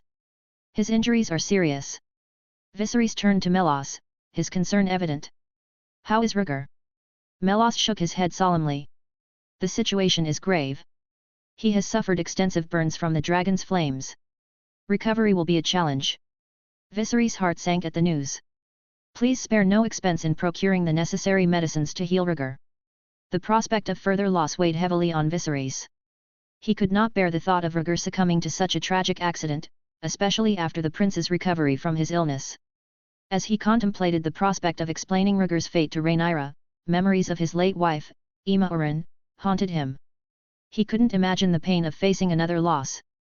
Melos assured Viserys, there is no need for rare medicines. The prince's wounds were tended to promptly by someone skilled. As Melos carefully tended to Rhaegar's wounds, the young prince stirred awake. Viserys' voice trembled with emotion as he pleaded with the Grand Maester. Please, do everything in your power to save him. I can't bear to lose any more loved ones. Chapter 36, The Curse of the Chains. Father, I'm fine. Rhaegar's voice was soft, his expression serene despite the discomfort in his back. Viserys hovered uncertainly at the edge of the bed, his heart heavy with worry. Rhaegar, my boy, did I disturb your rest? No, father, it was not a deep sleep, Rhaegar reassured him with a gentle smile, reaching out to grasp his father's hand for support. I am blessed by the white heart, destined to live a long life. Viserys returned the grip, relief washing over him. You're right, my son. You have the favor of the seven, and no injury can defeat you. Summoning a faint smile, Viserys broached the delicate topic. Some say your injuries occurred while attempting to tame the dragon. Is there truth to that? Rhaegar's expression turned somber. Yes, father. I was on the verge of taming Dreamfire. 7 levels of hell. How dare you secretly tame a dragon alone behind your father's back, especially Dreamfire, Viserys exclaimed, his voice a mixture of shock and anger, his knees feeling weak beneath him. Rhaegar, sensing his father's distress, tried to explain, but father, I was so close to gaining Dreamfire's trust. I didn't witness any of that. All I saw was my beloved son lying on a sickbed, covered in blisters the size of beans. Viserys lectured, his voice trembling with a mix of frustration and concern, careful not to raise it too loud to avoid startling his injured son. Rhaegar's cheeks flushed with embarrassment and frustration. I'm not lying, father. I could feel Dreamfire's recognition, its anger at being bound. It knows me. But Dreamfire nearly killed you with its flames. Viserys retorted, his voice laced with fear and disbelief. Rhaegar rushed to clarify, someone replaced Dreamfire's chains during the recognition ceremony. The moment it felt trapped, it lashed out in anger. Chains. Viserys echoed, his expression now a mixture of shock and concern. The chains forced Dreamfire into submission. Rhaegar nodded solemnly. Yes, father. It was an act of sabotage. Viserys sank into deep contemplation, his mind consumed by questions of who could have tampered with Dreamfire's chains and why. Lionel's voice broke through his thoughts from behind, Your Majesty, Sir Eric is waiting outside. Shall I summon him in? Shaking himself from his reverie, Viserys responded irritably, Yes, bring him in. I need to know what measures he took to safeguard my son. As Eric entered the room, he walked with a hint of self-consciousness, making his way to the bed where Rhaegar lay, and knelt before the king. With a piercing gaze, Viserys addressed him in a cold tone, provide a thorough account of today's events, particularly how Rhaegar came to be injured. Leave no detail unspoken. Yes, Your Majesty, Eric responded, meeting the king's gaze with unwavering resolve as he recounted the day's events in front of all present in the room. In full view of those present, Eric recounted the day's events in meticulous detail.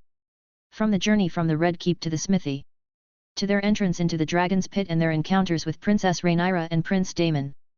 And finally, Rhaegar's solitary attempt to tame a dragon and his narrow escape from its maw. In just a matter of minutes, Eric painted a vivid picture of the entire ordeal. As Viserys listened, his expression darkened with each passing moment, his anger directed squarely at Eric for not keeping closer watch over Rhaegar.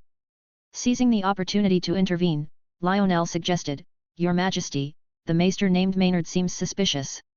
Perhaps we should begin our investigation with him. Where is that wretch? Viserys demanded, his tone harsh and impatient. Eric responded quietly, Maynard is currently being held in the dungeon under my watch. Sir Harold, handle this matter personally, Viserys commanded, his ire still palpable as he directed the experienced knight to deal with the prisoner.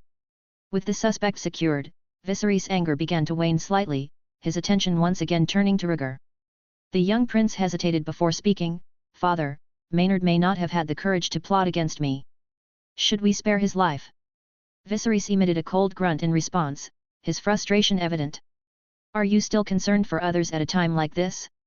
I sometimes wonder if you are compassionate or simply naive.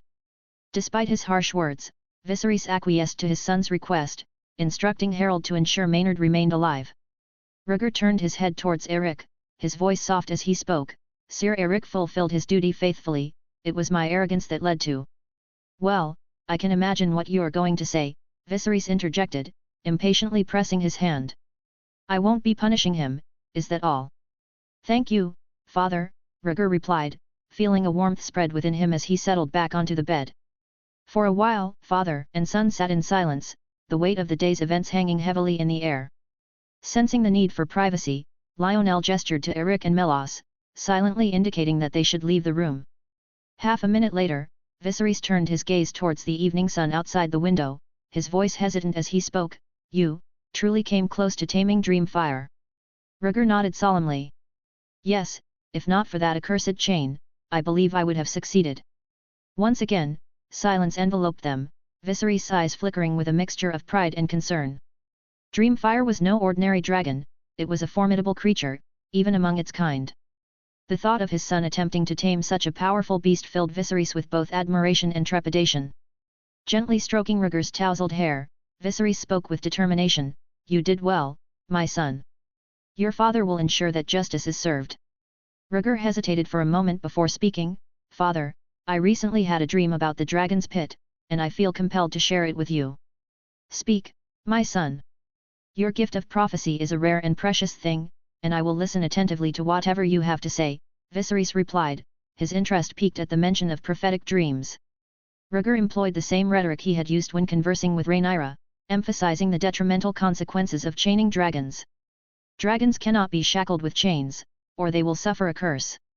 Viserys contemplated, are you suggesting that the recent incident with Dreamfire losing control is this so-called curse? No, not exactly, Rhaegar replied confidently. The majority of incidents involving dragons losing control are man-made, not true curses. This may simply serve as a warning.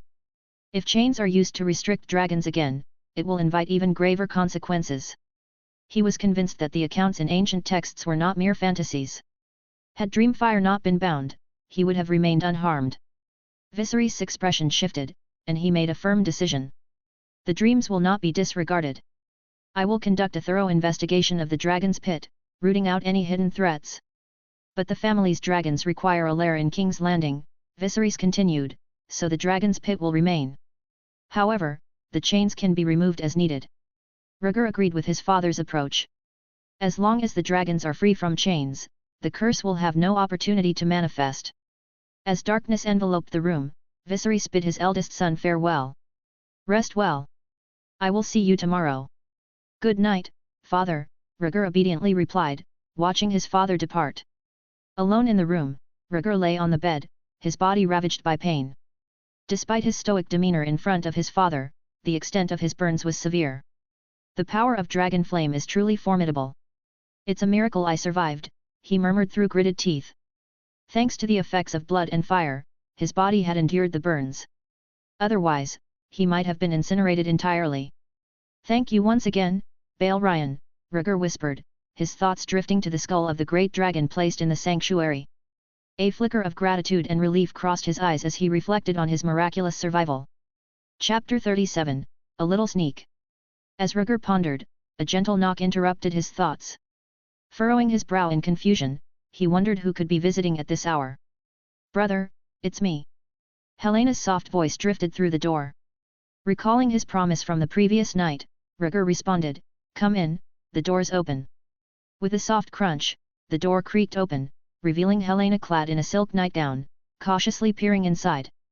Assured that the coast was clear, she entered the room with practiced stealth, swiftly closing the door behind her, a display of skill akin to a seasoned thief. Amusement twinkled in Rhaegar's eyes as he quipped, what are you afraid of? Are there monsters lurking in my room? Helaena shook her head, pressing a finger to her lips. Shhh, I snuck out, mother's still awake. Is Alicent in your room? Rhaegar inquired. Helaena tiptoed to the bedside, replying, she went to find father. A wry smile tugged at Rhaegar's lips, knowing full well that Alicent had likely been summoned by their father. That was for the best, at least he wouldn't have to endure Alicent's feigned sympathy. Turning his attention to Helaena, Rhaegar gestured towards the fireplace. I brought some toys, including a leather ball. Go take a look. Yay! Helaena chirped, darting excitedly towards the array of toys by the hearth. Eric was a stern individual, committed to executing the tasks entrusted to him by Rhaegar with utmost seriousness. The toys procured were the latest fads from various shops, sure to delight the youngsters. Helaena eagerly seized a vibrant leather ball and a plush dragon-shaped doll, her eyes sparkling with delight as she settled onto the carpet to explore her newfound treasures. Rhaegar watched with a gentle smile, allowing her to revel in her playtime without interruption, before reclining on the bed, his eyes drifting shut. He had pledged Helaena a space where she could freely indulge in play, a promise he had no intention of reneging. Moreover, this newfound half-sister seemed to possess an uncanny intuition, making increased interaction seem prudent. Though it was not within her purview to assist him in deciphering the laws of the dreamer's gift, Rhaegar couldn't shake the feeling that her unique abilities might hold significance. A comfortable silence enveloped the room as the siblings pursued their individual pursuits. The handsome lad lay prostrate on the bed, his countenance pallid with illness, while his rosy-cheeked sister gleefully played by the hearth. It was a tableau of familial warmth and serenity. Until Helaena plucked a bright silver bracelet from the assortment, holding it up inquisitively. Brother, is this bracelet for me too? Rhaegar sniffed, eyeing the imitation crafted by the local blacksmith, and nonchalantly replied, no, that's mine. Oh. Helaena murmured, a hint of disappointment flickering across her features as she set the bracelet aside. Observing her crestfallen expression, Rhaegar couldn't shake the memory of his own past rejection, a pang of empathy tightening his chest. After a moment's hesitation, he offered a gentle smile. It's yours now. Wear it if you like, as a gift from me to you. He couldn't bear to see Helaena experience rejection, just as he couldn't bear to recall his own sister's rejection of him. Brightening instantly, Helaena beamed. Thank you, brother. I really like it. It's nothing. You deserve what you love, Rhaegar replied softly, a twinge of discomfort gnawing at his injured back, his brow furrowing in pain. Noticing Rhaegar's discomfort, Helaena approached the bedside, clutching the bracelet, her expression puzzled. Brother, why are you lying down and not moving? I'm nursing an injury. I can only lie still for a while, Rhaegar explained truthfully. Does it hurt a lot? Aegon sometimes pinches me, and it hurts, Helaena remarked innocently, offering to assist. Climbing onto the bed, she puckered her lips. Let me help you. Blowing on it will make the pain go away. Rhaegar couldn't help but chuckle at her earnestness, though laughter exacerbated the ache in his back. Cursed chains, why couldn't they just kill me? He cursed angrily, the pain intensifying as he vented his frustration at the treacherous restraints. Startled by Rhaegar's outburst, Helaena shrank into a corner of the bed, fear flashing in her eyes. Don't be scared, I'm not angry with you. I'm just frustrated with the person who caused my injury, Rhaegar reassured her with a bitter smile, reaching out to comfort his sister. It was a difficult moment for him enduring his own pain while tending to his naive sister. Though Helaena couldn't hear his heart, her actions bespoke her own unique brand of comfort. Approaching Rhaegar cautiously, she pursed her lips and blew gently at his bandaged back. Observing her earnest efforts, Rhaegar felt an inexplicable sense of solace wash over him. Reaching out to stroke Helena's silver locks, he smiled tenderly. There, my wound doesn't hurt anymore. Helaena ceased her blowing and gazed at him with a puzzled expression, as if silently questioning, really? Noticing the bracelet in her hand, Rhaegar offered, would you like me to help you put it on? After a moment's contemplation, Helaena nodded. Taking the bracelet, Rhaegar gently fastened it around her wrist, finding it a perfect fit thanks to his past frailty. Such a chubby little girl, just right for this bracelet, Rhaegar remarked with satisfaction. Unexpectedly, Helena's demeanor shifted abruptly. Her smile vanished, replaced by a pout as she withdrew from Rhaegar's touch, turning away and curling into herself. Rhaegar's smile faltered, surprised by the sudden change. He hadn't realized that a 2-year-old could be concerned about matters of weight. Calling out to Helena yielded no response, she remained stubbornly silent and motionless. Helpless, Rhaegar resigned himself to silence, turning his head to prepare for sleep. As for apologizing? Well, Targaryen men weren't known for it. As the minutes ticked by, the night descended into darkness. Helena stole a glance at the sleeping Rhaegar before slipping out of bed and quietly leaving the room. On the flip side, Rhaenyra had just returned from Dragonstone Island. Upon her arrival at the Red Keep, she was promptly summoned by an attendant to meet with the king. "All right, wait for me while I change," Rhaenyra replied, eager to shed the chaos of the day and present herself before her father. After freshening up and changing her attire, Rhaenyra approached the door to Viserys' chambers, poised to knock. However, before she could do so, the door swung open from within. Alicent emerged, adorned in an exquisite gown, catching Rhaenyra's eye. In a rare display of goodwill, Rhaenyra greeted her stepmother and former confidant with a warm smile. Alicent, however, forced a smile of her own and cautioned in a hushed tone, "Rhaegar is injured, your father is in a foul mood. Try not to provoke him." Though recent events had strained their once close relationship, Alicent still harbored a modicum of loyalty towards Rhaenyra, courtesy of her father Otto Hightower's influence. As news of Rhaegar's injury reached her ears, Rhaenyra's concern spiked. How could Rhaegar be injured? Doesn't he have Ser Eric to protect him? Before Alicent could respond, Viserys' voice cut through the air, brimming with frustration. "Rhaenyra, must you keep your king waiting any longer?" "Forgive me, I must tend to the children," Alicent apologized with a regretful glance, swiftly passing by Rhaenyra. Furrowing her brow, Rhaenyra entered the room, finding Viserys seated at a stone sandbox, engrossed in crafting a dragon sculpture. Chapter 38, Father-Daughter Dispute. Rhaenyra marched forward, her brow furrowed in concern. Alicent mentioned Rhaegar's injury. "What happened?" Viserys responded with dissatisfaction, his tone heavy. "Rhaenyra, is this how you address your father and king?" Momentarily taken aback, Rhaenyra replied helplessly, "I apologize, father. I'm just worried about Rhaegar. Rhaegar is gravely injured, with extensive burns covering his body. The Grand Maester believes he may not survive," Viserys relayed the grim prognosis. Yet, despite the medical assessment, Viserys harbored a flicker of hope. Rhaegar's demeanor had not suggested impending death, rather, he seemed surprisingly resilient. Viserys attributed this to divine intervention, a blessing from the Seven. Unaware of her brother's condition, Rhaenyra stood frozen, her mind reeling with disbelief. She struggled to comprehend the news, her world thrown into disarray. "He was fine this morning. How could this be happening?"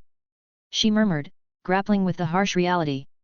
Refusing to accept the dire situation, she demanded, "Where is Rhaegar? I must see him." It took a moment for Rhaenyra to collect herself, her determination to see her brother overriding her shock. Viserys sneered, his words laced with bitterness. "So, you still care for your brother? I thought your heart belonged to that bastard, Daemon." Indignant, Rhaenyra countered, "What nonsense! My allegiance lies with my family. Now, where is Rhaegar? He needs me. He needs rest, not visitors," Viserys retorted, his tone unyielding, devoid of mercy. He had pieced together the events unfolding in the Dragon's Pit today, including the exchanges between Rhaenyra and Daemon, both before and after. Sharp-witted as he was, Viserys detected a hint of desire in Daemon's interactions with Rhaenyra. The notion of his own brother scheming for power with his own daughter was utterly intolerable to Viserys. He was determined to nip any potential mistakes in the bud. Observing her father's stern demeanor, Rhaenyra felt uncertain and opted for a softer approach. Worry edged across her face, she implored, "Father, as Rhaegar's sister, shouldn't I at least know what happened to him?" Viserys didn't withhold any details, sharing the full story with her. Rhaenyra gasped in disbelief. Rhaegar attempted to tame Dreamfire on his own? Is he out of his mind? It was common knowledge that dragons were temperamental creatures, especially those like Dreamfire, long confined in captivity. Rhaenyra's own experiences in dragon taming had been cautious endeavors, aided by dragon keepers. Attempting to tame a solitary, adult dragon by force was tantamount to courting death. Every year on Dragonstone Island, daring youths with Valyrian blood would clandestinely attempt to tame wild dragons, often meeting fiery ends. The prospect of Rhaegar's being engulfed in dragon flames was unbearable to her. Had she not refused Rhaegar's request to fly on a dragon, perhaps she could have prevented this perilous situation. Witnessing her daughter's self-blame, Viserys' heart softened, and he decided to cease adding to her distress. Letting out a sigh, Viserys remarked, Rhaegar was fortunate, his injuries from the dragon's flames seem manageable. With proper care and rest, I believe he'll recover without major complications. Thank the gods. I'm relieved to hear that Rhaegar's life isn't in jeopardy. Rhaenyra exhaled deeply, the weight on her chest easing. With the ice broken, Viserys transitioned to a more delicate matter, placing the killing stick on the stone statue, intending to broach the real purpose of their conversation. Rhaenyra, do you harbor affections for anyone? Someone you admire? Viserys inquired, his paternal concern mingled with a hint of awkwardness.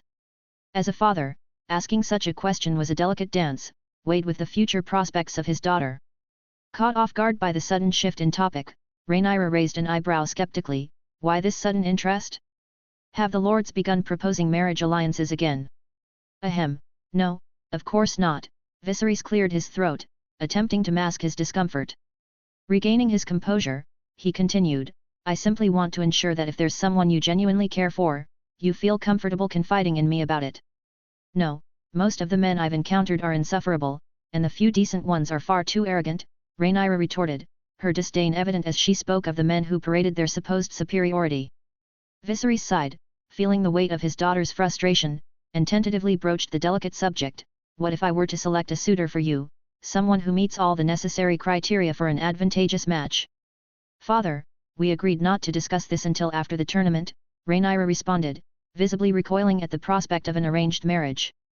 Viserys persisted, consider meeting the potential suitors, you may find one who surprises you. Very well, but I doubt any of them will be to my liking, Rhaenyra conceded begrudgingly, her frustration evident as she turned away, unwilling to entertain the notion of marriage any further.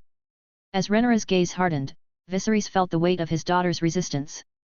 With a hint of frustration, he broached the delicate topic, what are your thoughts on upholding our family traditions?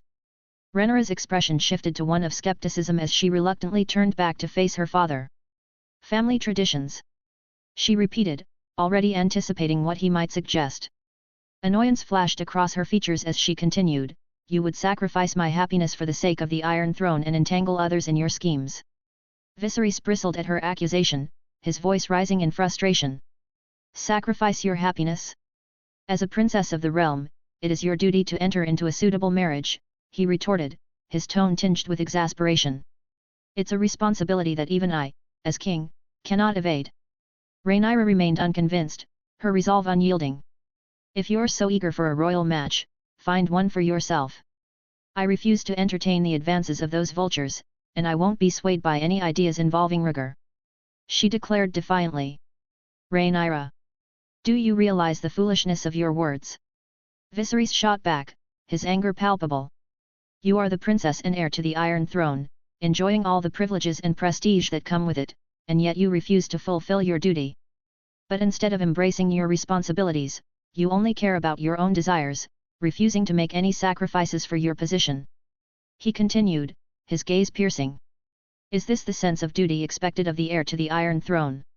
Rhaenyra's jaw tightened, her resolve unshaken. Power is earned, not given. I won't compromise my principles for the sake of appeasing others, she countered firmly. What have you fought for? What accomplishments do you have to your name, besides your birthright as heir? Viserys snapped, his frustration boiling over. A bitter smile tugged at Rhaenyra's lips as she responded coolly, is that what you've been wanting to say all along? That I'm not worthy of being your heir. You have sons now, Aegon, Aemond, she continued, her voice tinged with bitterness. Especially Rhaegar, who is now in good health. You no longer need a daughter as your heir. Viserys immediately shook his head in denial. No.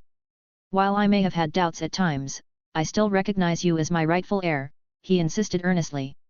A female heir may be unconventional, but if you don't choose a strong partner from a powerful house, you'll struggle to maintain your position on the Iron Throne, he reasoned, his tone softening slightly.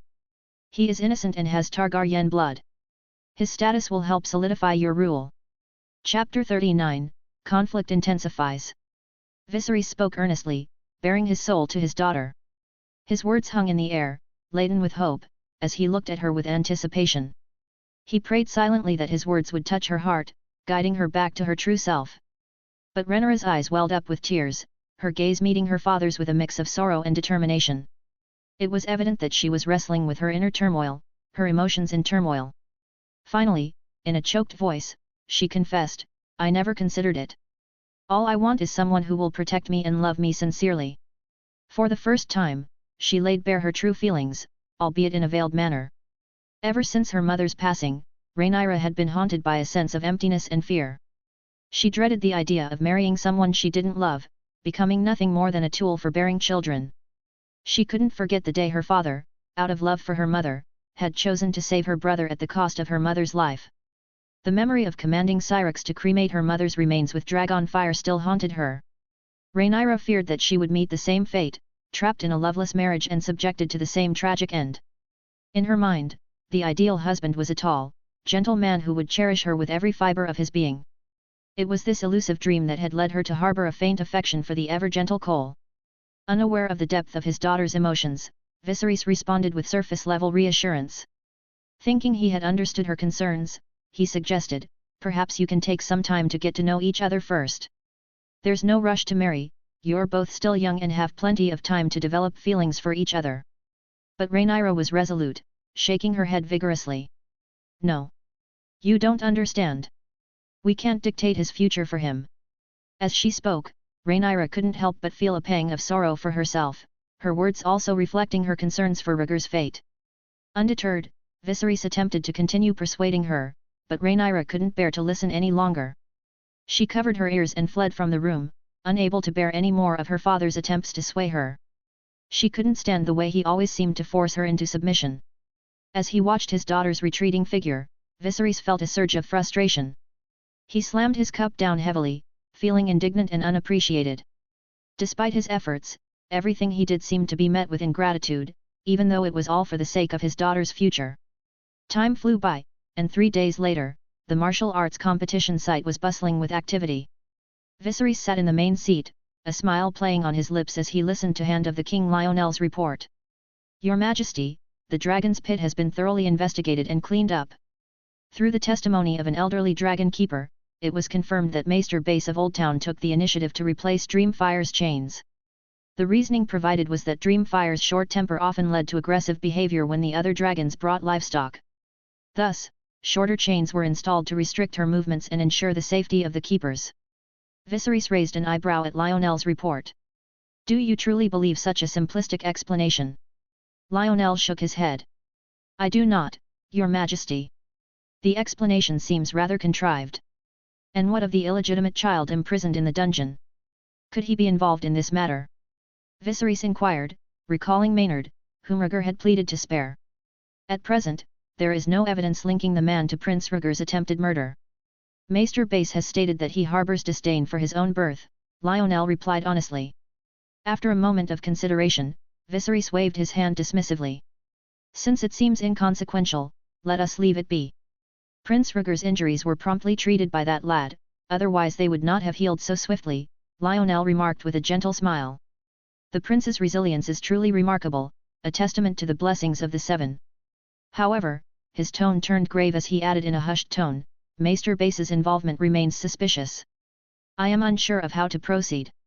A cold glint flashed in Viserys' eyes as he responded, "The Maesters of Oldtown are meant to serve the people. When a servant oversteps their bounds, what is the appropriate punishment? Is severing his hands sufficient?" Lionel asked, his voice matching Viserys' severity. "It shall be so. And if he desires to take the black and join the Night's Watch, do not hinder him," Viserys decreed. Lionel bowed respectfully and took his leave, his mind already occupied with the political matters that awaited him. Once the Hand of the King departed, only Daemon and Rhaenyra remained by Viserys' side. Today marked the final day of the tournament, and most members of the royal family were expected to attend. Rhaenyra, who had been listening in from the sidelines, turned back and voiced her discontent. "That deceitful maester nearly cost Rhaegar his life, and you're just going to forgive him so easily?" Viserys furrowed his brow. "Maesters are answerable to Oldtown, and we cannot pass judgment on them arbitrarily. Severing their hands or consigning them to the Night's Watch is no trifling punishment. But Rhaegar nearly died because of him. He deserves to pay with his life," Rhaenyra insisted, her resolve unwavering. "You cannot let your emotions dictate justice. Power is not a weapon to wield recklessly, a king's duty is to uphold justice, Viserys replied, quelling any further argument from Rhaenyra with a stern look. Humph, Rhaenyra huffed in frustration, her suggestions once again brushed aside as she shifted her position. Meanwhile, Daemon observed the father-daughter dispute in silence, a smug, disdainful smirk playing at the corners of his mouth. He had long been acquainted with his brother's weak disposition and indecisive nature. Viserys remained oblivious to his brother's disdain, fully absorbed in the proceedings below. In his mind, he saw nothing amiss in his handling of the situation. A king, he believed, must exercise restraint and refrain from indulging in selfish desires or bending the law to suit his whims. The battles within the tournament arena raged on fiercely, with various contests like charges, melees, and mounted archery already concluded, leaving only the pivotal dueling event to determine the champion. With thousands of eager spectators watching intently, the two final contestants stepped into the dueling arena for their ultimate showdown. On one side stood a towering warrior hailing from Casterly Rock, clad in imposing heavy armor and brandishing a broadsword. Opposite him stood the unexpected underdog of the tournament, the water dancer, Syrio Fryer. Syrio's swordsmanship was nothing short of exceptional, his lithe body moving with the fluidity of a snake and the agility of a rabbit. With each graceful strike, he deftly dodged his opponent's attacks, aiming precisely for the weak points in his adversary's armor and drawing forth splashes of vibrant blood. In less than a quarter of an hour, the duel reached its conclusion, with Syrio emerging victorious in a display of unparalleled skill and finesse. As the cheers of nobles and commoners alike filled the arena, the moment arrived for the king to bestow the rewards. One by one, the top finishers received their prizes and accolades from the king until it was Syrio's turn. Kneeling before Viserys, Syrio received a genuine smile from the monarch. "I remember you," Viserys remarked warmly. "You spoke of decimating the champion, and it seems you were not merely boasting." "With all due respect," Syrio replied, "Your Honourable Majesty, Syrio does not dare to boast before the kingdom." Viserys nodded in approval. "Very well, as I promised, you may make your request known." Without hesitation, Syrio expressed his desire. "I hail from distant Bravus, with no family, no honour to my name. I humbly request to remain at the Red Keep and serve, perhaps as a dance teacher." Viserys arched a curious brow. "Why stay at the Red Keep when you could pursue knighthood?" Syrio's response was swift and unwavering. "For your eldest son, Prince Rhaegar." "Rhaegar?" Viserys echoed, taken aback by the unexpected mention. "Prince Rhaegar embodies both virtue and wisdom," Syrio continued earnestly. "It is a blessing for the realm to have such a prince. I wish to remain at the Red Keep and impart my knowledge of swordsmanship to him, ensuring he becomes a peerless warrior and valiant knight in his adulthood." Chapter 40, Abolishing the Chains. Syrio's proclamation echoed throughout the martial arts arena, commanding the attention of all those gathered. It was a rare sight indeed, to witness someone openly declare their allegiance to the king's eldest son, drawing curious glances from every corner of the arena. In response to Syrio's bold declaration, Viserys listened intently, his expression a mixture of contemplation and receptiveness. "Swordsman, I comprehend your intentions," he began, his voice laden with consideration. "But should you truly aspire to serve my son, your dedication must be unwavering, and your intentions pure." With a solemn flourish, Syrio hoisted his iron sword aloft, solemnly pledging his allegiance to young Rhaegar Targaryen until the time of his ascension to manhood, vowing to safeguard his honor and authority. This scene unfolded under the watchful gaze of those eager to discern Princess Rhaenyra's reaction from her elevated vantage point. Rhaenyra maintained her poised demeanor, her smile unwavering as she occupied her seat with grace. To the spectators, it appeared as though she genuinely rejoiced for her brother, displaying no outward signs of concern. Yet unbeknownst to the crowd, Rhaenyra discreetly pinched the root of her thigh beneath her sleeve, a subtle indication of her inner conflict. Meanwhile, Viserys discreetly observed his daughter's response, silently acknowledging her composure with a nod of approval. Taking Syrio's iron sword and draping it across his shoulder, Viserys spoke with authority, his voice resonating throughout the arena. "In acknowledgement of your loyalty, I hereby name you royal dance instructor and bestow upon you the title of seer. May you fulfill your oath with unwavering fidelity." "Your Majesty's generosity knows no bounds," Syrio replied with profound respect. With the conclusion of this momentous event, the tournament marking the 5th anniversary of the King and Queen's reign drew to a close. As nobles and knights alike began to make their way out of the arena, they followed the King's lead back to the Red Keep, where a sumptuous banquet awaited them. Among the departing throng, Rhaenyra moved with poise, her countenance composed yet betraying a hint of inner conflict. Daemon trailed behind her, observing his niece closely, a flicker of satisfaction dancing in his eyes at the subtle signs of her discomfort. As the soft melodies of music and the gentle rhythm of dancing filled the halls of the Red Keep, signaling the onset of night, Rhaenyra found herself disinterested in the festivities, opting instead for an early retirement. Her steps led her down familiar corridors until she stood before her brother's door. Pausing, she realized the familiar routine of her nightly pilgrimage to check on Rhaegar since his injury. The weight of her father's recent proposal lingered heavily on her mind, the idea of forging an alliance with her brother far more appealing than a marriage to a stranger. Her hand hesitated over the door, but the tinkling laughter of a young girl from within spurred her forward. Without conscious thought, Rhaenyra pushed the door open. Stepping into the room, she found her brother and Helaena sprawled on the bed with a chessboard between them. "Rhaenyra, you've come." Rhaegar greeted warmly, inviting her to join them in their game. Closing the door behind her, Rhaenyra crossed the room to sit beside Helaena, gently stroking her sister's head. "Since when have you two become so close?" she wondered aloud. Helaena responded with a silent but affectionate smile, her innocent eyes meeting Rhaenyra's gaze. Returning the smile, Rhaenyra felt a sense of warmth towards her sister, finding solace in her simplicity compared to her brother's complexities. Rhaegar, noticing her presence, explained, "Helaena seeks refuge from Aegon's bullying, so I've allowed her to join me and play with her toys whenever she likes." He gestured towards a pile of toys nearby, indicating their purpose. Surprised by the revelation, Rhaenyra nodded, having previously mistaken the toys as Rhaegar's own possessions. As the evening unfolded, Rhaenyra chose not to dwell on her father's offer, instead focusing on guiding Helaena through their chess game. Turning to her brother, she inquired about his well-being. Rhaegar's response was positive, his mood buoyant as he reassured her about his healing wound. "The Grand Maester mentioned something intriguing," Rhaegar continued, excitement creeping into his tone. "He believes I possess a unique physique, one that could potentially make me a formidable warrior in the future." Rhaenyra listened intently, her thoughts drifting briefly to the events of the day.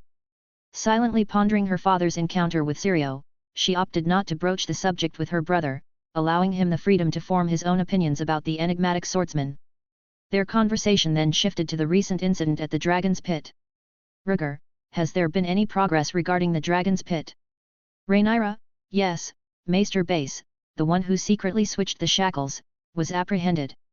Father sentenced him to either have his hands severed or don the black robes and head to the wall." "Rhaegar, there are indeed rotten apples among the maesters from Old Town. Such individuals deserve a public execution, such punishment is far too lenient. I proposed harsher punishment to father, but he dismissed it," Rhaenyra said with a helpless shrug. Rhaegar gave her a sympathetic look and said no more.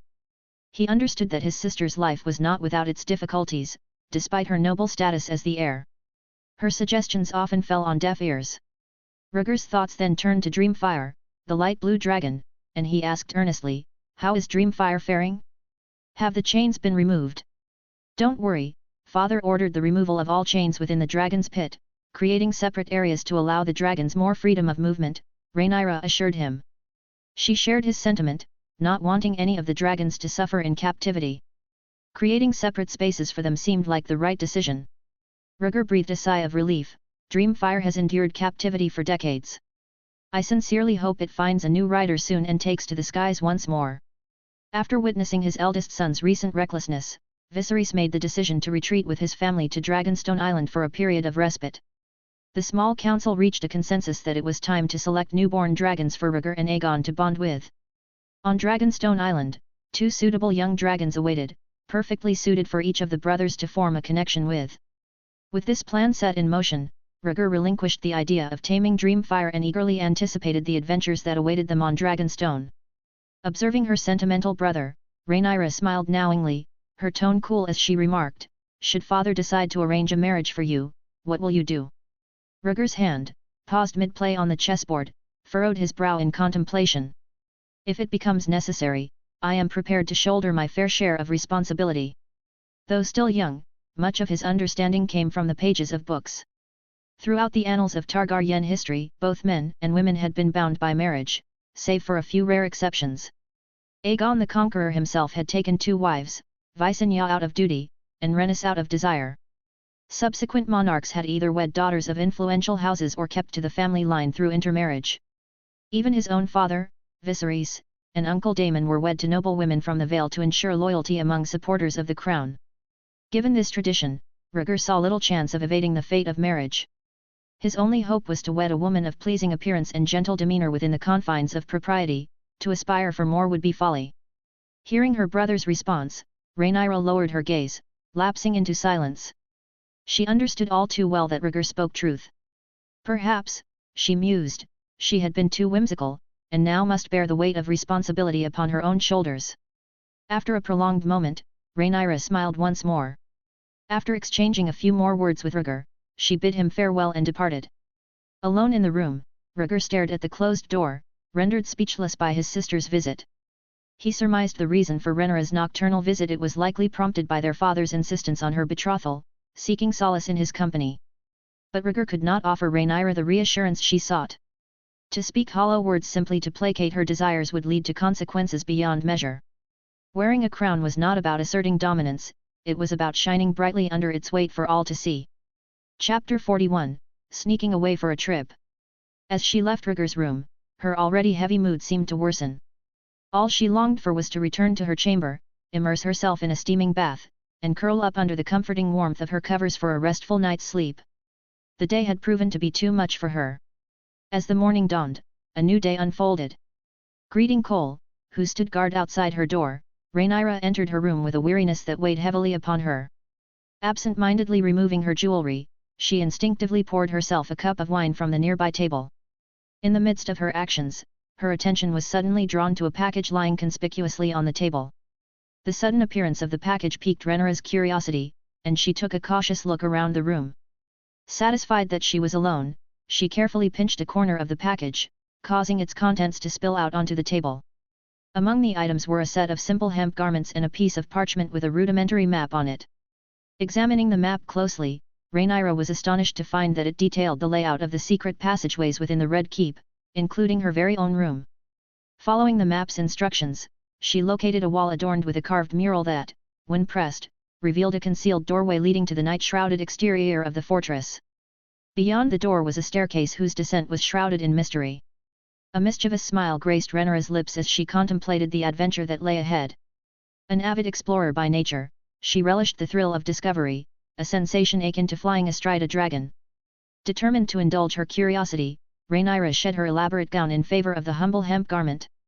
Satisfied that there was no discernible odor emanating from the garment, she ventured out and slipped into the hidden passageway that awaited beyond her room. Navigating the shadowy tunnels, she passed the chamber where Balrion's colossal skull rested, and finally reached a secluded corner of the Red Keep.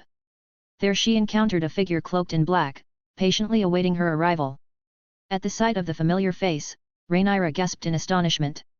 Daemon! Her uncle's presence took her by surprise. With a mischievous grin, Daemon extended an invitation. Would you care to venture out and explore unseen sights? Though hesitant at first, Rhaenyra was swayed by the prospect of adventure. Daemon's teasing only fueled her resolve. I'm not afraid, she replied defiantly. Lead the way. With a nod, Daemon pulled on his hood and motioned for her to follow. Excitement mingled with apprehension as Rhaenyra trailed behind, eager to join their clandestine escapade. Daemon led the way through the bustling Silk Street, the heart of the city's nighttime activity.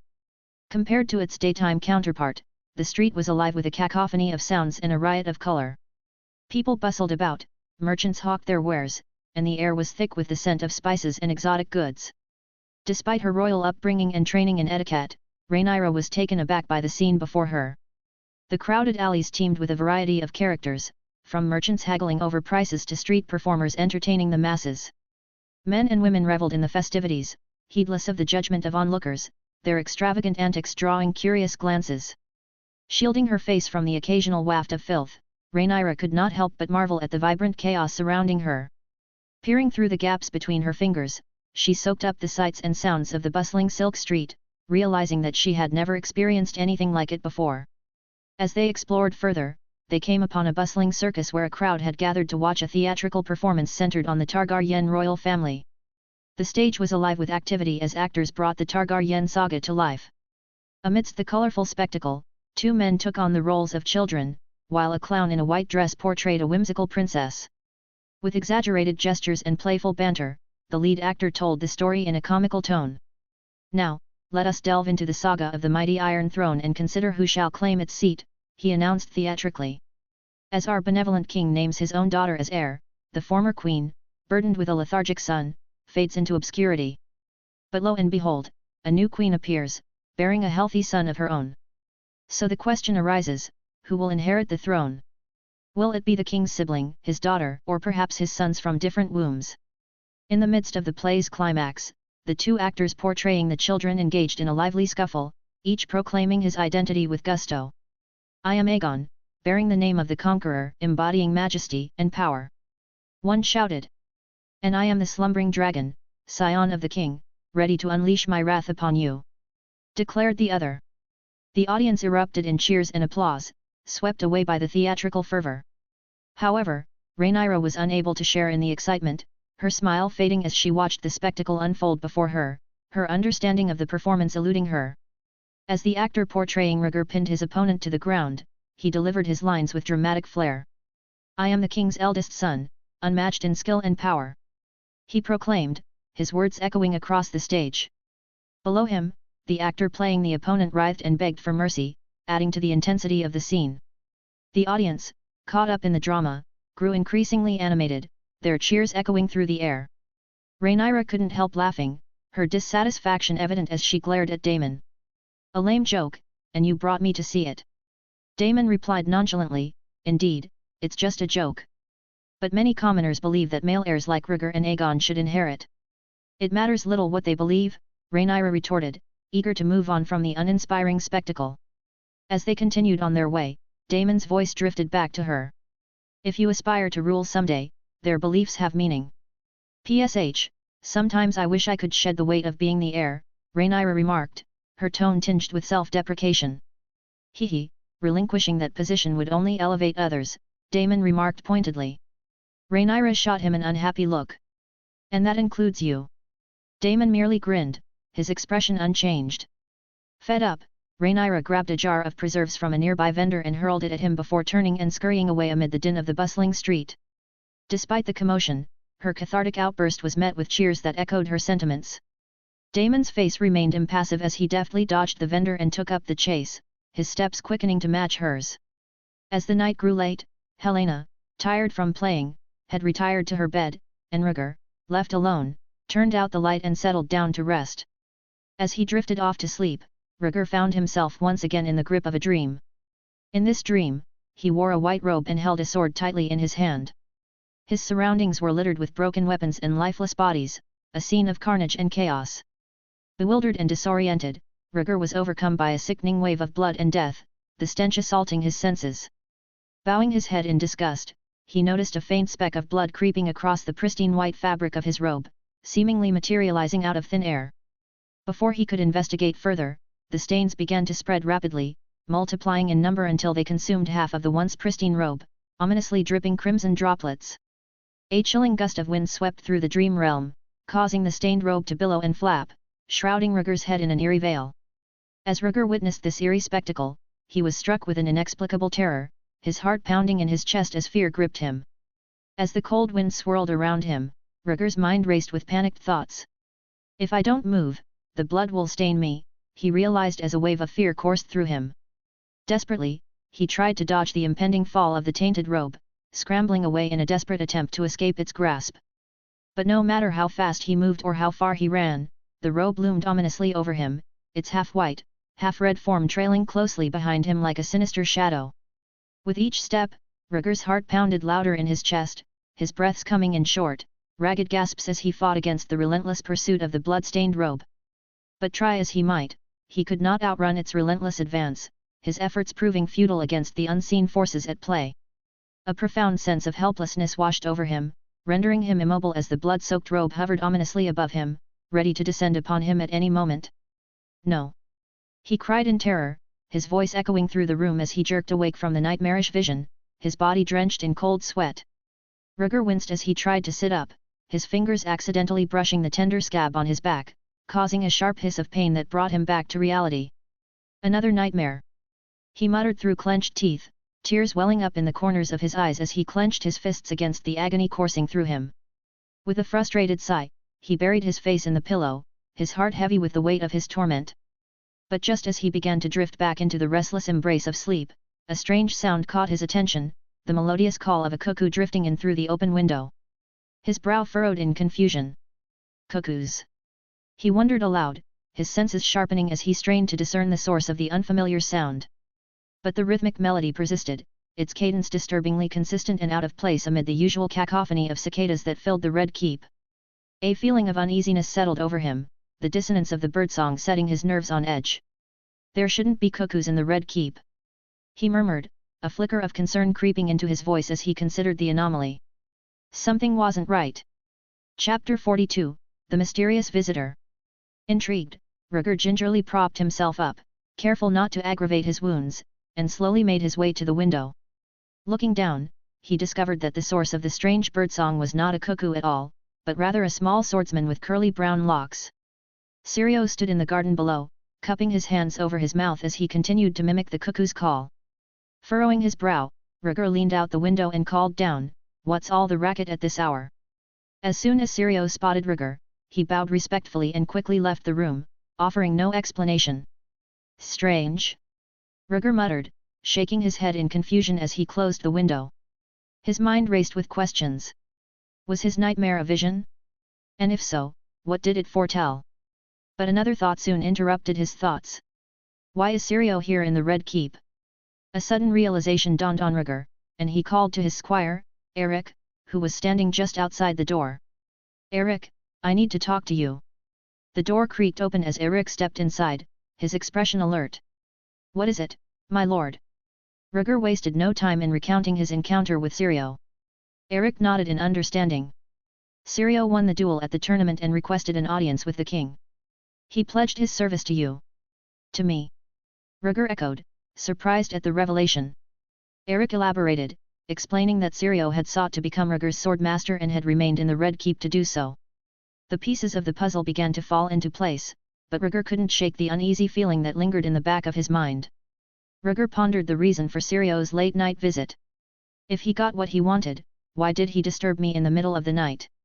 Could he have something pressing to discuss? "It is possible, Your Grace," Eric replied cautiously. "But given the lateness of the hour, it may not be safe to meet him alone."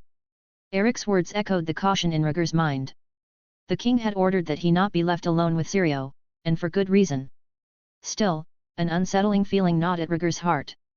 His nightmares had made him feel strangely connected to Syrio, and he couldn't shake the urge to meet him. After a moment's hesitation, Rhaegar made up his mind. "Sir Eric, accompany me to the garden. I need to know what Syrio wants." Eric nodded solemnly, his hand resting on the hilt of his sword. "Of course, Your Grace. Allow me to assist you." With Eric's help, Rhaegar made his way down to the garden, his injuries slowing his pace but not dampening his determination. Under the dim light of the moon, they found Syrio waiting patiently beneath the fishbeam tree. Upon meeting him, Rhaegar's curiosity grew. "Syrio, what brings you here at this late hour?" Syrio offered a warm smile. "I apologize for the unexpected visit, but something caught my attention and I felt compelled to share it with you." Intrigued, Rhaegar leaned forward. "Please, tell me what you have observed." With a thoughtful expression, Syrio recounted, "After the banquet ended, I was strolling through the garden when I noticed two figures slipping away discreetly." "Who were they? Did you recognize them?" Rhaegar's interest was piqued. "One was dressed in humble garb, wearing a worn hat. But it was unmistakably your sister, Princess Rhaenyra," Syrio explained, his tone tinged with certainty. As Syrio described the encounter, Rhaegar's skepticism grew. "And the other figure?" Syrio hesitated for a moment before answering. "The second figure had a distinct presence, though its identity eluded me. However, if I remember correctly, it resembled Prince Daemon, who left the banquet early." Though Syrio's words were cryptic, the implication was clear.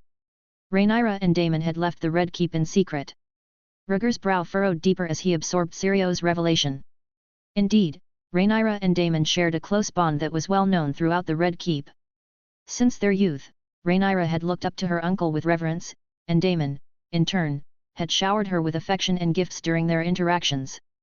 Given their relationship, sneaking out together might not have seemed out of character. However, Syrio's behavior suggested something more troubling. With a heavy heart, Rhaegar asked, "Is there more to this?" Sirio's hesitation confirmed Rhaegar's suspicions. Summoning his resolve, Rhaegar pressed for clarity. "Speak plainly, what else have you learned?" Sirio confessed, his voice tinged with discomfort, "I overheard Prince Daemon's servant booking a suite at a brothel on Silk Street for tonight." The revelation hit Rhaegar like a thunderbolt, freezing him in place as he processed the implications. Brothel, suite, demon, and Rhaenyra. The possibility, scandalous even for the Targaryens, began to materialize in Rhaegar's mind. Yet the idea of Daemon's involvement in such matters did not seem inconceivable. Daemon, known for his cunning and ambition, was not one to adhere to conventional morality. Eric interjected, breaking the weighty silence, "Your Highness, this matter demands immediate attention. I suggest we inform His Majesty immediately." The gravity of the situation dawned on Rhaegar as he realized the potential implications of Daemon's actions. If he had indeed lured Princess Rhaenyra to a brothel, it would be a serious offence, tantamount to treason against the crown. "Wait, let's not alert my father just yet," Rhaegar interjected quickly, his tone urgent. He knew all too well the consequences of his father's rage, a storm that could wreak havoc on their family's stability and reputation. With a heavy heart, he acknowledged the potential ramifications of this revelation. Rhaenyra's honor could be irreparably tarnished, casting a shadow over her entire line. His mind raced as he turned to Sirio, seeking clarity.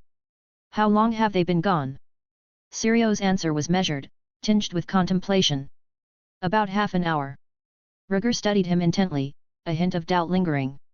"Are you absolutely sure it was my sister? A misidentification could be disastrous." Sirio's oath was solemn, his conviction unshakable.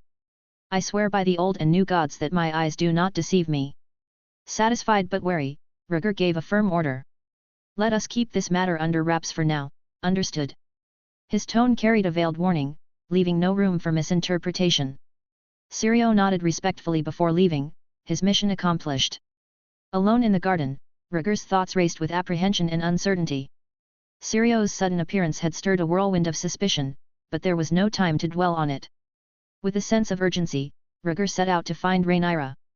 "Sire, let's leave at once and find my sister," Rhaegar urged, his concern for Rhaenyra palpable. The urgency of the situation forced him to act quickly, lest harm come to his beloved sister. But Eric hesitated, his brow furrowed in apprehension. "It is a daunting task, searching for her alone might prove futile." But Rhaegar was determined, his resolve unyielding. "It doesn't matter. Daemon undoubtedly frequents the largest brothel on Silk Street, that is where we must go." With steely determination, he declared, "Daemon's intentions toward my sister are clear. We must intervene before she is harmed." Eric nodded in agreement, recognizing the gravity of the situation. "Yes, Prince. It seems we must solve this mystery before it spirals out of control." As they prepared to leave, Rhaegar's mind raced with suspicion. Sirio's sudden revelation raised doubts. Were his intentions truly benevolent, or did he harbor ulterior motives? Pausing mid-stride, Rhaegar halted their progress. "Wait, sire." He needed time to dissect the tangled web of deceit that surrounded them. The pieces of the puzzle began to fall into place as Rhaegar considered the implications. Daemon's lust for power was no secret, and seducing Rhaenyra might be a means to an end. But Sirio's involvement raised questions: was he truly an ally, or a pawn in a larger game? In the midst of this intrigue, Rhaegar considered his role. Should he play the naive child, reporting to his father and risking the king's wrath, leading to Daemon's arrest? Or should he take matters into his own hands and venture beyond the Red Keep to uncover the truth for his sister's sake? Or could he feign ignorance and allow events to unfold and escalate unchecked? As Rhaegar pondered, a grim realization dawned on him: regardless of his actions, if even a single soul caught wind of the scandal, it would inevitably spiral out of control and tarnish Rhaenyra's reputation beyond repair. "Make it known to all. Someone is trying to exploit this situation for their own gain," he declared with newfound clarity. In that moment, Rhaegar saw through the facade and recognized the machinations at play. Finding Rhaenyra was imperative, but discretion was key. They would tread carefully, lest they fall victim to the schemes unfolding around them. There must be a way to divert everyone's attention. Chapter 43, The Wind Rises in King's Landing. "Sire, do you have any trusted helpers?" Rhaegar asked, his mind racing with the idea of enlisting help. Eric nodded, "My brother, Eric. We share an unbreakable bond of trust." Summon him. We need his help. Your Grace, he currently serves as Prince Aegon's guardian. If the Queen were to discover... Eric trailed off, concern in his voice. Then we must proceed carefully to avoid detection. With the urgency pressing upon him, Rhaegar had no time for delay. Sire, accompany me to Rhaenyra's chambers and then seek out Eric. As you command, Prince. Though unsure of Rhaegar's intentions, Eric chose to stand by him, lending his support without hesitation. Outside Rhaenyra's quarters, Cole stood guard on night duty. When he saw Eric approaching with Rhaegar in tow, Cole's brow furrowed in confusion. Your Grace, why are you here at this late hour? I had a nightmare and wanted to speak to my sister, Rhaegar feigned distress. Cole hesitated for a moment. The princess has just retired, I fear. Sir Cole, Rhaenyra is my sister. She will want to see me, Rhaegar interjected firmly, catching Cole off guard. Open the door and allow me to enter, his tone was now commanding, directed not at Cole but at Eric beneath him. Eric moved to comply, prompting Cole's feeble attempt to intervene, only to be brushed aside. Rhaegar's reputation hung in the balance, insistent on seeing Rhaenyra, Cole could not stop him. With a swift entrance, the door closed behind them before Cole could examine further. Eric gently laid Rhaegar on the empty soft bed while he took an empty package and a piece of parchment with a drawn map from the nearby table. Examining it closely, Rhaegar surveyed the scattered robes on the floor, confirming Rhaenyra's covered departure. Passing the parchment to Eric, Rhaegar instructed, execute the plan as I have outlined it. When you find Rhaenyra, retreat through the secret passage indicated here. Will there be significant consequences to following this plan?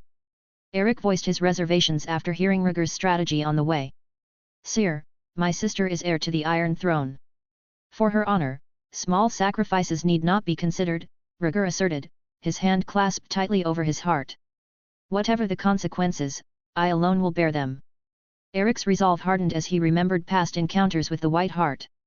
I vow to ensure the princess's safe return. Under Rhaegar's unwavering gaze, Eric turned and left the room.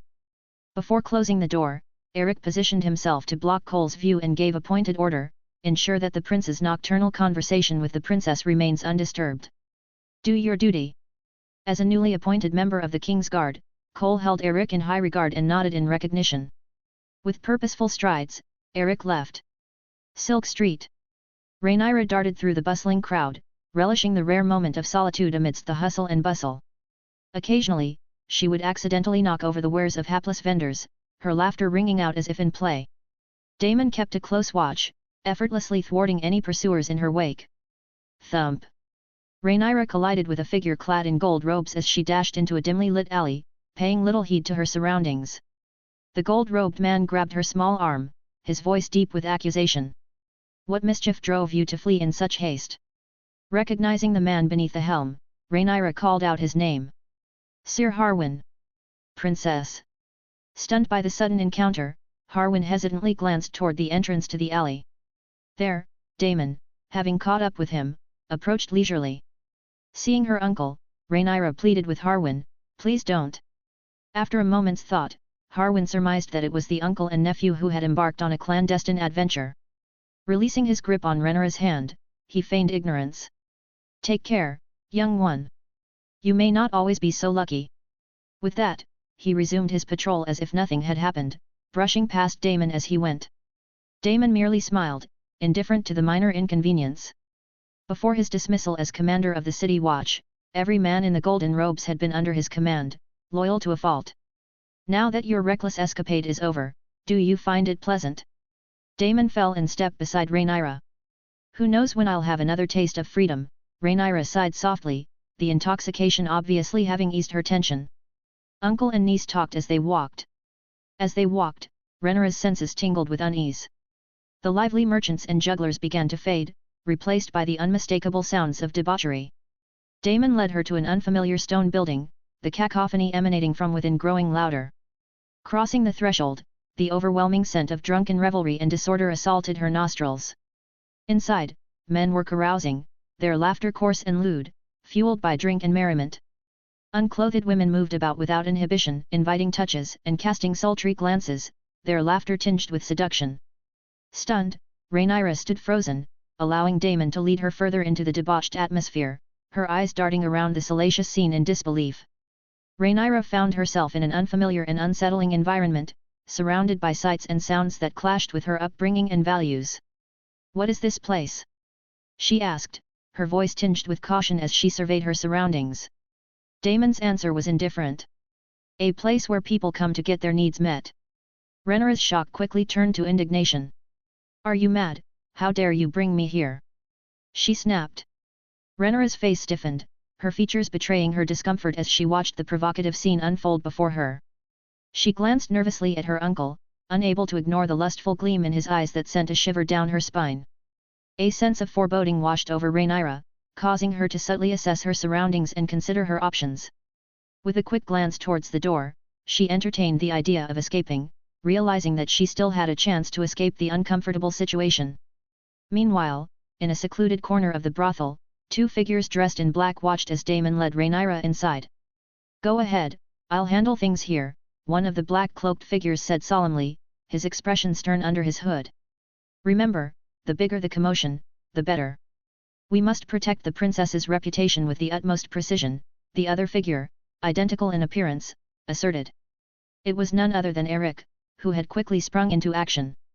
Eric moved with agility, quickly scaling the walls of the brothel and igniting flames as he made his way through the kitchen, the horse corridor, and beyond. The brothers' synchronization was flawless, each performing his task with precision.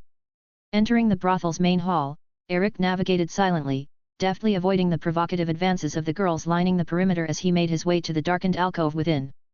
Parting the gauzy curtains, Eric caught sight of his target for the night. At that moment, Daemon cornered Rhaenyra, his posture menacing as he approached her. Rhaenyra pressed against him, terror etched into her face. Just in the nick of time, Eric sprang into action, quickly intervening by grabbing Daemon's shoulder and delivering a powerful left hook to his face. Daemon staggered, unable to retaliate, and collapsed to the ground, dazed. The sudden turn of events jolted Rhaenyra into action, and she broke free of Daemon's grasp. "Princess, come with me at once," Eric urged, tossing Rhaenyra the discarded black robe and leading her away without a word. As they fled, Eric cast a disdainful glance at Daemon before delivering a final, contemptuous kick between his legs. With a resounding thud, Daemon let out a scream of pain and doubled over in agony. Chapter 44, The Spreading Fire. "Who are you?" Rhaenyra cried in shock, trying to pull away. Eric grabbed her hand, quickly wrapped her in a black cloak, and with a strong tug, led her through the back door. "Who do you think you are, and where are you taking me?" Rhaenyra struggled vehemently, shooting an angry glare at Eric even though she could not see his face. Unable to hide his identity any longer, Eric revealed his face and explained, "You were seen leaving the Red Keep with Prince Daemon, and Prince Rhaegar sent me to bring you back." "Rhaegar sent you?" Rhaenyra sniffed, her demeanor softening slightly. "The situation is urgent and it is imperative that your identity remain unknown," Eric warned, urging her to keep quiet. Rhaenyra nodded in agreement and complied, matching Eric's brisk pace. As they emerged from the back door, they encountered a beggar boy slumped against the wall, seemingly helpless. Eric quickly intervened, grabbing the boy by the hair and slamming him against the wall, knocking him unconscious. Blood splattered as the boy crumpled to the ground. "He's just a little beggar boy," Rhaenyra remarked flatly. "It is common knowledge that most beggars near brothels and casinos are merely bait," Eric explained, turning back to Rhaenyra. "He's not dead, just unconscious." Rhaenyra breathed a sigh of relief, her concern for the beggar boy dissipating. "There's a fire. Put out the fire. Fire in the backyard. Someone come." The distant cries echoed, barely audible, as Eric and Rhaenyra hurried away from the commotion, seeking refuge in a narrow alley. Meanwhile, Eric threw a torch through a second-story window of the brothel, his actions shrouded in the darkness of night. Arson was his secret mission, though it conflicted with the honor expected of a knight. Yet he obeyed his brother's command without hesitation and helped to bring Prince Rhaegar to safety. For him, serving the young king's eldest son was a matter of duty and respect that far outweighed any loyalty to Prince Aegon, a mere pawn in the king's political schemes. The winds of change were upon them. Eric quickly led Rhaenyra away from the scene, dodging a group of gold-cloaked men who rushed to put out the fire. "Stay away from them," Eric warned in a hushed tone, turning into another narrow alley. Looking up, he spotted a lone figure in golden robes approaching. "Who goes there, skulking about with ill intent?" A familiar voice challenged, causing Rhaenyra to strain her eyes to make out the speaker. Instinctively, Eric held Rhaenyra back, warning sternly, "Step aside, this is none of your concern." Drawing his longsword, the brave knight Harwin sneered, quite the bold words, defying the authority of the city watch. Eric, recognizing Harwin, hesitated. Though familiar, revealing his identity would jeopardize the secrecy of the mission, forcing him to maintain his disguise. One hand hovering over his concealed sword, Eric prepared for a possible confrontation. "Stop this, we are comrades." Despite Eric's efforts to block her, Rhaenyra stepped between the two men. As she spoke, Harwin's aggression faltered, his suspicion evident. "Princess, what brings you here again?" he inquired cautiously. Removing her hood, Rhaenyra improvised, "There is no time to explain. I became separated from Daemon, but fortunately the royal guards accompanying me were able to locate me." She strategically obfuscated the truth to avoid unnecessary complications. Harwin watched Eric closely and gave Rhaenyra a polite smile. "In that case, your highness should proceed. I must attend to the fire." "Thank you, Sir Harwin," Rhaenyra expressed her gratitude, gently urging the agitated Eric to leave.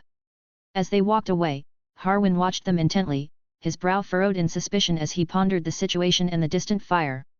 The fire on Silk Street spread quickly, prompting a swift response from the city watch. Gold-robed officers from across the city rushed to the scene and joined forces to fight the flames. Through tireless efforts that lasted until midnight, the raging fire was finally brought under control. However, the brothel at the epicenter of the blaze lay in ruins, reduced to charred rubble along with a dozen neighboring residences. Though densely populated, the area was evacuated in time to avoid casualties from the inferno. Meanwhile, Eric had met up with his brother at the Red Fort. With a shared glance and knowing smile, their mission was accomplished.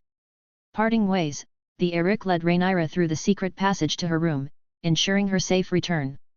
Watching the fire from the floor-to-ceiling window of his chamber, Rhaegar recognized it as the work of the Eric brothers, orchestrated at his behest.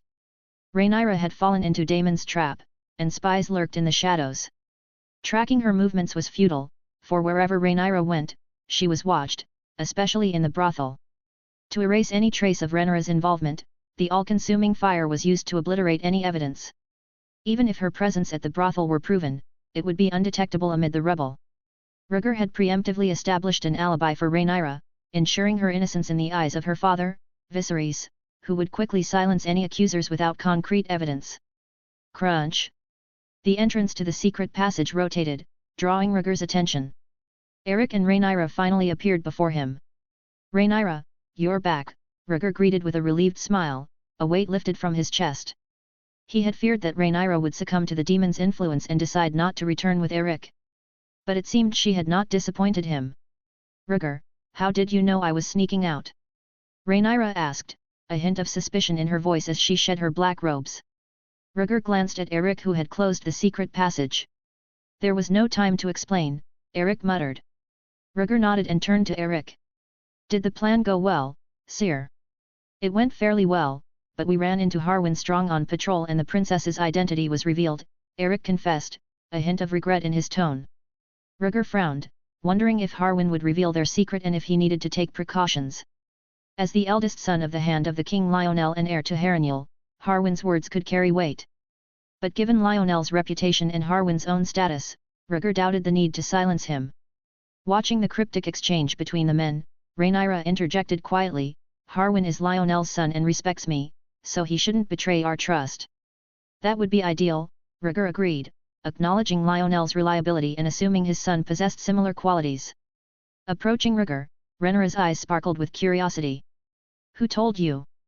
Was it you who set the fire?" Rhaenyra had pondered these questions during her return. Eric's timely arrival and the subsequent fire seemed too convenient to be mere coincidence. Now, facing Rhaenyra in her chamber, Rhaegar understood her suspicions. "I have plans for the informant, but I cannot reveal them yet," Rhaegar admitted, concealing Sirio's true identity. It was unwise to alarm him prematurely. Then, with a serious expression, he continued, "As for the fire, that was my doing. I did it to protect you." Chapter 45, Sibling Love. His words carried a subtle note of pride, echoing softly in the air. "Rhaegar, did you help conceal my movements during the fire?" Rhaenyra's gaze dropped, a sheepish confession dawning as she realized the gravity of the situation. Who else but I, your kinsman, would bear the burden of your nightly troubles? Rhaegar's face grew stern, his voice demanding attention. Silence now, who dared to betray my whereabouts?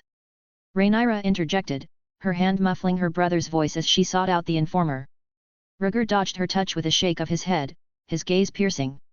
No fortress is impregnable, sister. Have you acted foolishly only to cower at the prospect of discovery? I never anticipated this, I merely sought respite, she murmured, her words tinged with regret. The question stirred Rhaenyra's tender emotions, leaving her lost in thought, her words barely audible. Was Daemon unkind to you? Rhaegar asked, his concern evident. He didn't succeed. Sir Eric intervened just in time, she replied, her hand soothing Rhaegar's hair as she forced a smile. The evening's events unfolded unexpectedly. Once she had admired and trusted Daemon. But learning the truth behind the matter left her with a lingering sense of unease and reflection. Rhaegar's anger at Rhaenyra's reckless plunge into another's plan simmered as he spoke with an air of indifference. Without timely intervention, do you think the tale of you and Daemon patronizing a brothel would have spread far and wide by morning? I slipped away through a hidden passageway, unnoticed. Rhaenyra's fingers fidgeted, tension knotting her muscles. Rhaegar's tone remained blunt. If no one knew, then who informed me? Daemon, the secret watchers, those who tipped me off. Rhaegar trailed off. While you ponder, consider the three factions that are watching you tonight. There are no secrets in this matter, Rhaegar said plainly, prompting her to remain silent. She wasn't naive, she had simply put too much trust in Daemon. The sudden revelation of her uncle's hidden agenda took her by surprise. Had Rhaegar not secretly intervened tonight, she shuddered to imagine the consequences. What twisted version of the rumor would be circulating by dawn? I apologize, I was under stress and sought solace in a walk, she confessed, her realization swift but heavy. It better be.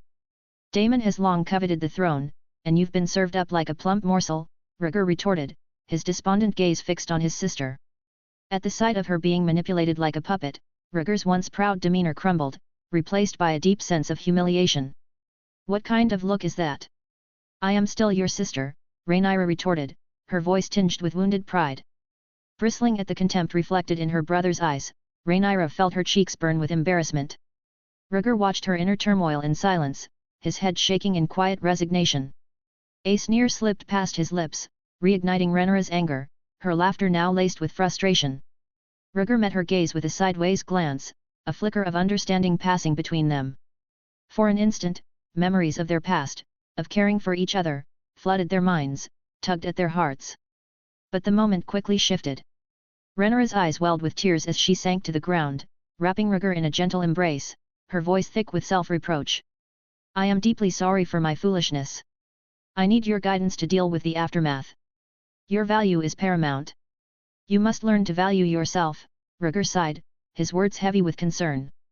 I'm sorry, truly sorry, Rhaenyra sobbed softly. I cannot always come to your aid in time, Rhaegar lamented. Pressing her tear-stained cheek against the softness of her brother's hair, Rhaenyra whispered hoarsely, Sister, do not fail father again. Rhaegar choked back his emotions, his arms wrapped around his sister's trembling form, a vow slipping from his lips.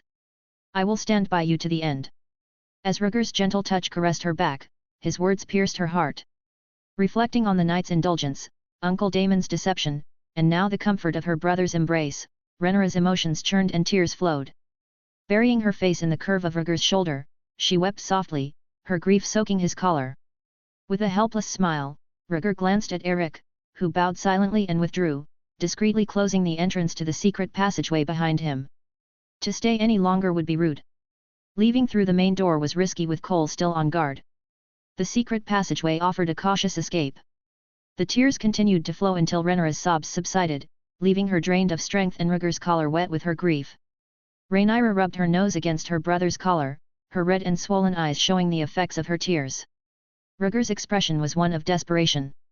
I think it would be wise for both of us to change into clean clothes. Hey! Rhaenyra's confusion was evident as she glanced at Rhaegar's blouse, stained with tears and snot.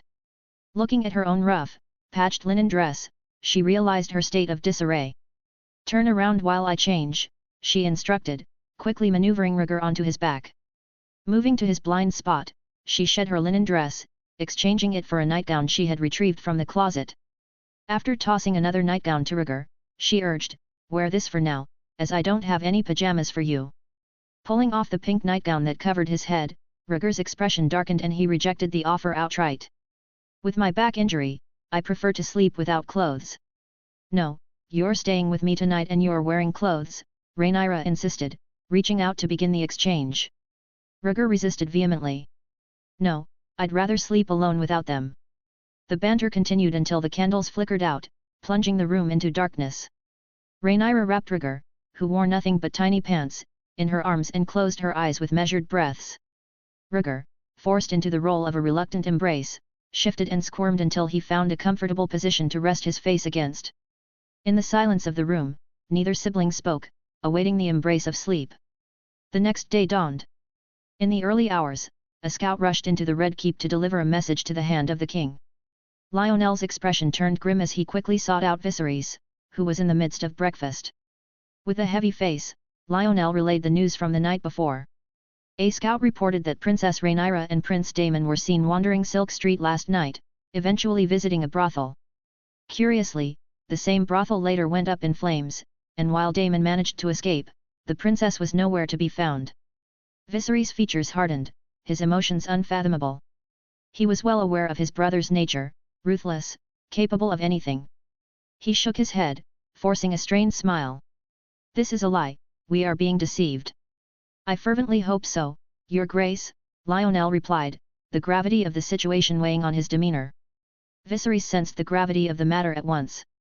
Unlike Otto Hightower, Lionel would not implicate Rhaenyra, the heir apparent, for the sake of his own grandson. His every action was marked by impartiality and integrity. "Demon! A ravenous wolf!" Viserys slammed his fist down on the table, a wave of rage coursing through him. The mere thought of Daemon's involvement with his daughter ignited a primal rage within him, urging him to seek immediate retribution. Still, a semblance of rationality prevailed, and he spoke skeptically, "It cannot be true. Rhaenyra probably slipped away while Daemon was busy in the brothel."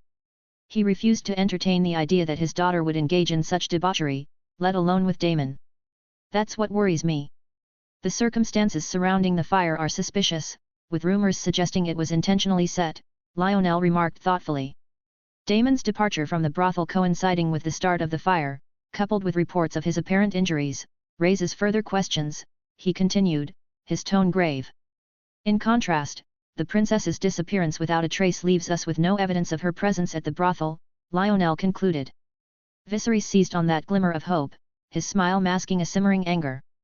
"Since no one can attest to Rhaenyra's presence, we have no proof of her involvement. It seems we have cause for relief." Beneath his facade of composure, a deep-seated rage simmered. "Summon Rhaenyra, tell her father invites her to breakfast," Viserys ordered the servant at the door, his intent clear, to gauge his daughter's reaction. At this point, regardless of the truth, Rhaenyra's innocence remained paramount. As a father, he had to affirm that unequivocally. With that established, he would determine the course of action in this delicate matter. "No need, that's exactly what I want," a voice said from the doorway, and Rhaenyra entered gracefully, her demeanor unflappable, her smile as bright as a blossoming flower. Viserys was taken aback. "Rhaenyra, what brings you here? Did you not invite me to breakfast, father?" "Strange question indeed," Rhaenyra replied, gracefully taking a seat on a round stool, betraying no hint of vulnerability despite her recent actions. Viserys and Lionel exchanged glances, both sensing an undercurrent of unease in the air. Chapter 46, Ultimatum. "Rhaenyra, it has been alleged that you snuck out of the Red Keep with your uncle Daemon last night and visited an inappropriate establishment. Do you have any explanation for that?" Viserys inquired cautiously, a sense of unease gnawing at him. Rhaenyra tapped her chin thoughtfully and offered a contrite apology. "I did leave the Red Keep with Daemon last night, but we only ventured to Silk Street to see a play." "Is that all?" Viserys pressed, looking for any hint of deception. "Absolutely," Rhaenyra assured him confidently.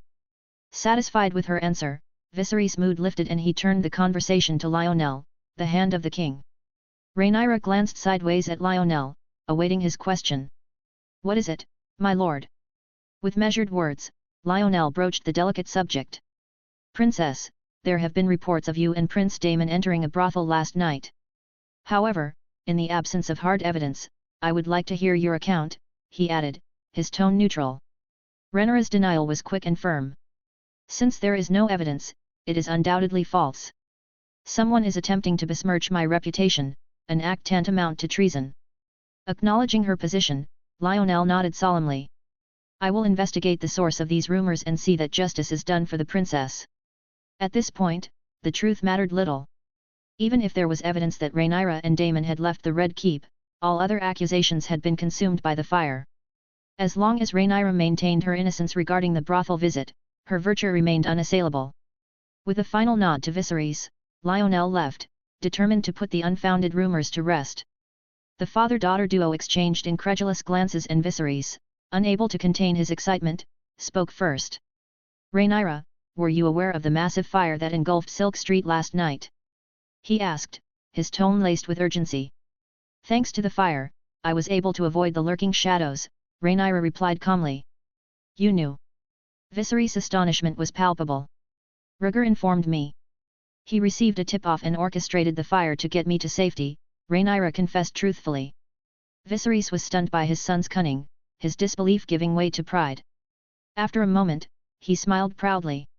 Rhaegar is indeed a remarkable young man and a loyal brother. No doubt, Rhaenyra agreed, her smile reflecting her father's relief. She had arrived early in the morning to accept Rhaegar's offer, knowing that the best defense against conspiracy was preemption. Confident in her innocence, she knew that no one could tarnish her reputation by standing firm. Observing his daughter's delighted expression, Viserys shifted the conversation. What do you think about it? About what? Rhaenyra asked, caught off guard for a moment. On considering Rhaegar's help in the future, as he did last night, Viserys clarified. Rhaegar is still quite young, Rhaenyra hesitated, unsure how to respond. That is of no consequence. He'll grow into a fine young man in time, Viserys insisted. But I only see him as... I haven't considered. Rhaenyra trailed off, her mind still reeling from last night's events. Viserys frowned, his tone grave. Then who do you have in mind? Surely not some shameless scoundrel. No, of course not, Rhaenyra denied hastily. I confess that I once harbored a fleeting infatuation with Daemon because of his bold demeanor, but last night's revelation exposed his true nature. You have rejected all the suitors I have proposed, and now you reject Rhaegar. What do you expect your father to do about your marriage? Viserys' disappointment was palpable. The memory of Daemon's nefarious intentions almost succeeding sent a shiver down his spine and filled him with a sense of urgency. With a heavy heart, Viserys issued an ultimatum.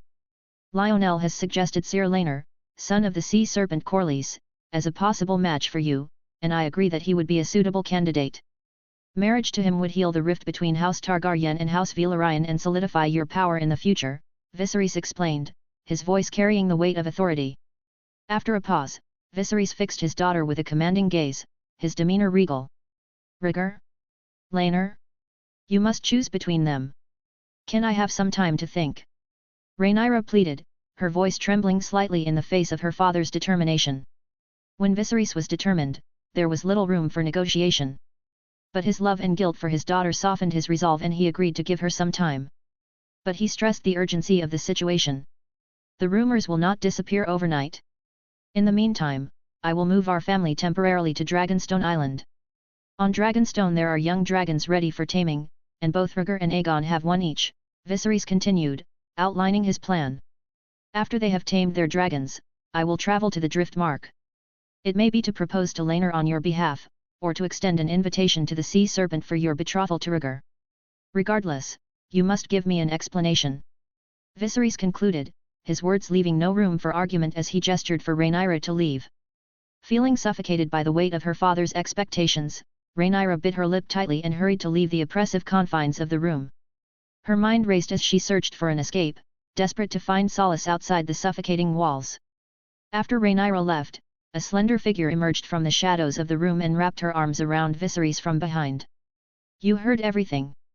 Viserys asked, sensing her presence. I had nowhere else to go, Alicent replied quietly. Rhaenyra's union with Rhaegar is long overdue. Their marriage would strengthen the stability of the throne, Viserys remarked, his tone tinged with resignation. But Rhaenyra still clings to her romantic notions, Alicent observed. The heir to the Iron Throne cannot afford to be a naive maiden, Viserys acknowledged, stopping Alicent's attempt at further persuasion and instead kissing her cheek gently. Dressed under Alicent's watchful eye, Viserys gripped the hilt of the Blackfire sword with determination. "Well, I must tend to my dear brother," Viserys declared before leaving. At the end of the day, Alicent, dressed in a light gauze dress, remained alone in the room. She took small, incoherent bites of the bread left on the table and gazed out the window with a distant expression in her eyes. As the morning light filtered through the cloth curtain, it cast delicate shadows on Daemon's face, disturbed by a lingering hangover from the night before. He groaned at his thirst and felt the room spin. A vision in white, Mysaria entered and pulled back the light-blocking curtains, flooding the room with blinding sunlight and jolting Daemon awake. Cursing under his breath, he shielded his eyes from the glare. Crouching beside him, Mysaria offered a bowl of water, which Daemon gulped down greedily as if it were a life-saving elixir.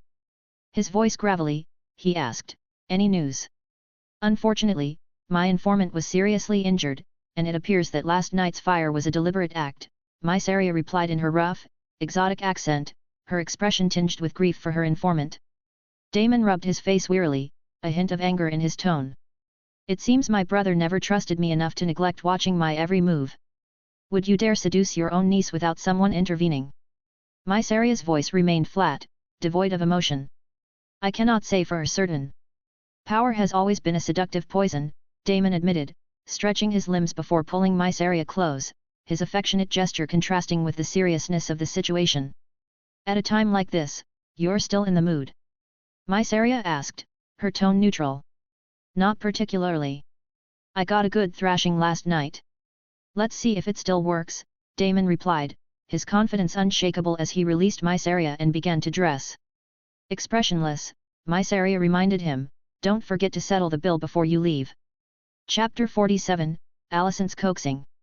Frustrated after being cornered by her father, Rhaenyra returned to her room to find it empty without Rhaegar's presence. The loneliness of the room only deepened the pain in her heart. She thought about her father's incessant pressure to marry. Did he think she could not inherit the Iron Throne without a husband? Would the world turn against her if she remained unmarried? A knock on the door interrupted her thoughts. Rhaenyra turned to see Cole, dressed in silver armor and white robes, entering the room. "Cole, is everything all right?" Rhaenyra asked, hastily wiping away any traces of tears and feigning nonchalance. With concern etched into his face, Cole replied quietly, "Princess, the Queen wishes to speak with you in the back garden." "Alicent." Rhaenyra's skepticism remained, finding the timing too coincidental. Straightening her clothes, Rhaenyra nodded. "Understood, I will leave immediately." In the secluded back garden, Rhaenyra arrived alone and found Alicent already waiting under the canopy of fishwood. When they met, Alicent's face was edged with concern. "What happened last night?" Rhaenyra's brow furrowed in suspicion. "What do you mean?" Alicent continued, her concern palpable. "Disturbing rumors have been circulating about you. Have you been with your uncle?" Rhaenyra's senses sharpened at the mention of her uncle, and she was instantly on guard. With a gentle smile, Rhaenyra replied, "Daemon and I haven't crossed paths in years. He simply accompanied me to the city. I am your sister. You must confide in me so that I can help you, Rhaenyra," Alicent urged, her tone pleading as she reached out to take Rhaenyra's hand. "What exactly am I accused of?"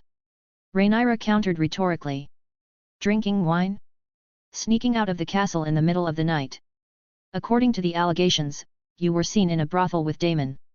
Alicent continued, her expression feigning concern and embarrassment as she spoke. "That is an outrageous accusation. How could Rhaenyra admit it?" she replied verbally. Alicent, however, did not believe it. "Is that so? You Targaryens have strange customs.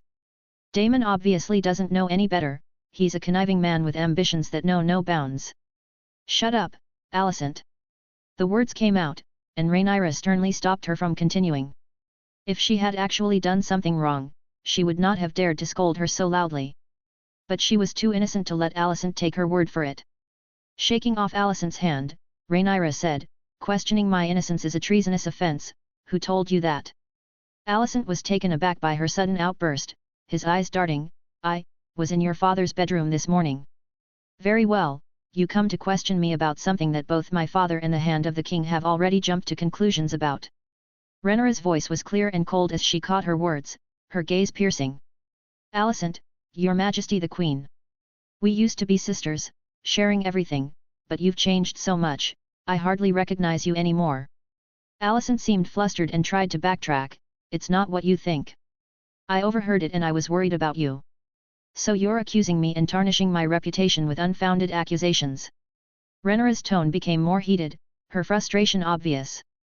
At a loss for words, Alicent tried to defend herself. I was only trying to help you, Rhaenyra. Rhaenyra's smile was tinged with sarcasm. We went to the tavern for a drink, and when it got late, I wanted to go home. But Daemon wasn't finished and insisted on visiting a brothel. We parted on the street and went in different directions.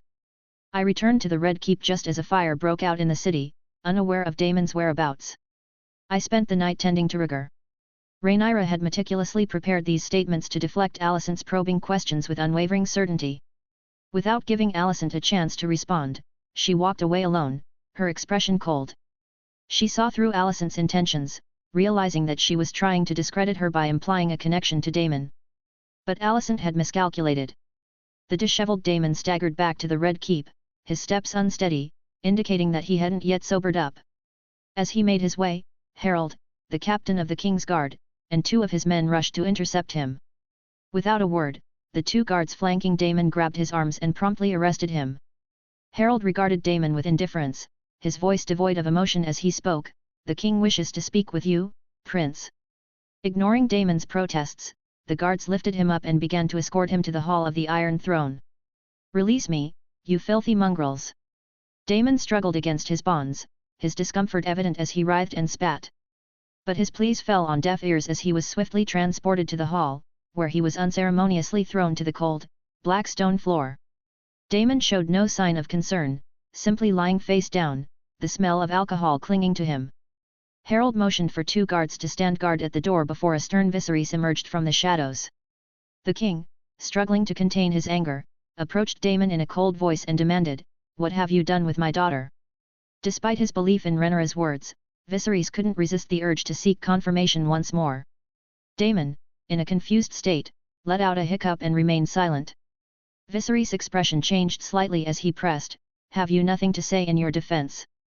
"I cannot defend myself if I do not know the charges against me," Daemon replied, showing signs of sobriety. Viserys, overcome with rage, delivered a powerful kick to Daemon's stomach. His voice dripping with rage, he charged, "You kidnapped her from the safety of our home to defile her." Daemon recoiled from the blow, but remained defiant. "What does it matter? We roamed the brothels of Silk Street when we were Rhaenyra's age." Viserys, his anger undiminished, retorted, "We were young men then. She was a child, your own niece. Rhaenyra is a grown woman now, the first to ever show me any kindness," Daemon continued callously. Enraged beyond measure, Viserys lunged at Daemon, grabbing his collar and delivering 2 powerful blows to his face. Blood spurted from Daemon's mouth, a tooth knocked loose by the impact. Viserys, still gripping his collar, seethed, "You will ruin her. After what you've done, what lord will want to marry her? Who cares about these useless lords? You're the king, your word is law," Daemon shot back, the pain stirring a glimmer of sincerity in his words. Viserys was taken aback. "I have defended you all my life, but your heart is darker than I ever imagined." With contempt evident in his expression, Daemon sneered in response. The 2 brothers locked eyes in the silent hall. Suddenly, Viserys burst into laughter and taunted, "You didn't get it, did you? My son has foiled your plans." "What?" Daemon's confusion was palpable. Viserys loosened his grip on Daemon's collar and stood tall as he continued, "Rhaegar, my eldest, he outshines you in every way. Not only did he see through your cunning schemes, but he values family and loyalty more than you ever could." Daemon paled, his expression wavering. "Rhaegar sent the mysterious figure last night and he started the fire." "Indeed. Quite the clever boy, isn't he?" Viserys' smugness was evident as he mocked his brother. Daemon shook his head, his smile fading. "For a boy his age to be so astute, perhaps it's time to reconsider Rhaenyra's inheritance and name your eldest son as the rightful heir." Chapter 48, Banishing Daemon. "There is no need to interfere with my children. I have plans for them," Viserys warned, pointing a finger at Daemon. Daemon took a deep breath. "Marry Rhaenyra to me. I'll claim her when she takes the crown, no matter what others say." I will cherish her as if my life depended on it and marry her according to the traditions of our family." Viserys laughed bitterly. "You already have a wife." Yet Aegon the Conqueror had several wives, Daemon argued. With a quick movement, Viserys drew his dragon's horn dagger and pressed it against Daemon's throat. "You are no conqueror. You're a curse sent to torment me." Unfazed, Daemon met his gaze. "Marry Rhaenyra to me and we'll restore the dragons to their former glory." "But you don't want my daughter, do you?" Viserys accused. "It's my throne." Viserys, disgusted by his brother's ambition, replied, "I would rather betroth Rhaenyra to Rhaegar, or even both my daughters to him, than allow you to defile them in your quest for power." Taking up his dagger, Viserys sighed. "Return to the Vale, Daemon. Reconcile with your rightful wife and salvage what honor remains. Or abandon tradition altogether. I don't care. Just never show your face to me again." With that, Viserys wiped his dagger clean and walked away, leaving Daemon alone with his shattered ambitions, staring blankly at the ceiling as he muttered, "Not yet, brother. Not yet." Dusk settled outside as Viserys stood alone at his bedroom window, his gaze fixed on the distant coastline. Like many of his bloodline, Viserys had a fondness for heights, often finding solace in the elevated vantage points from which he could survey his realm. Alicent approached him with gentle steps and placed a hand on his shoulder. "Daemon is no longer here," she murmured. "Good riddance.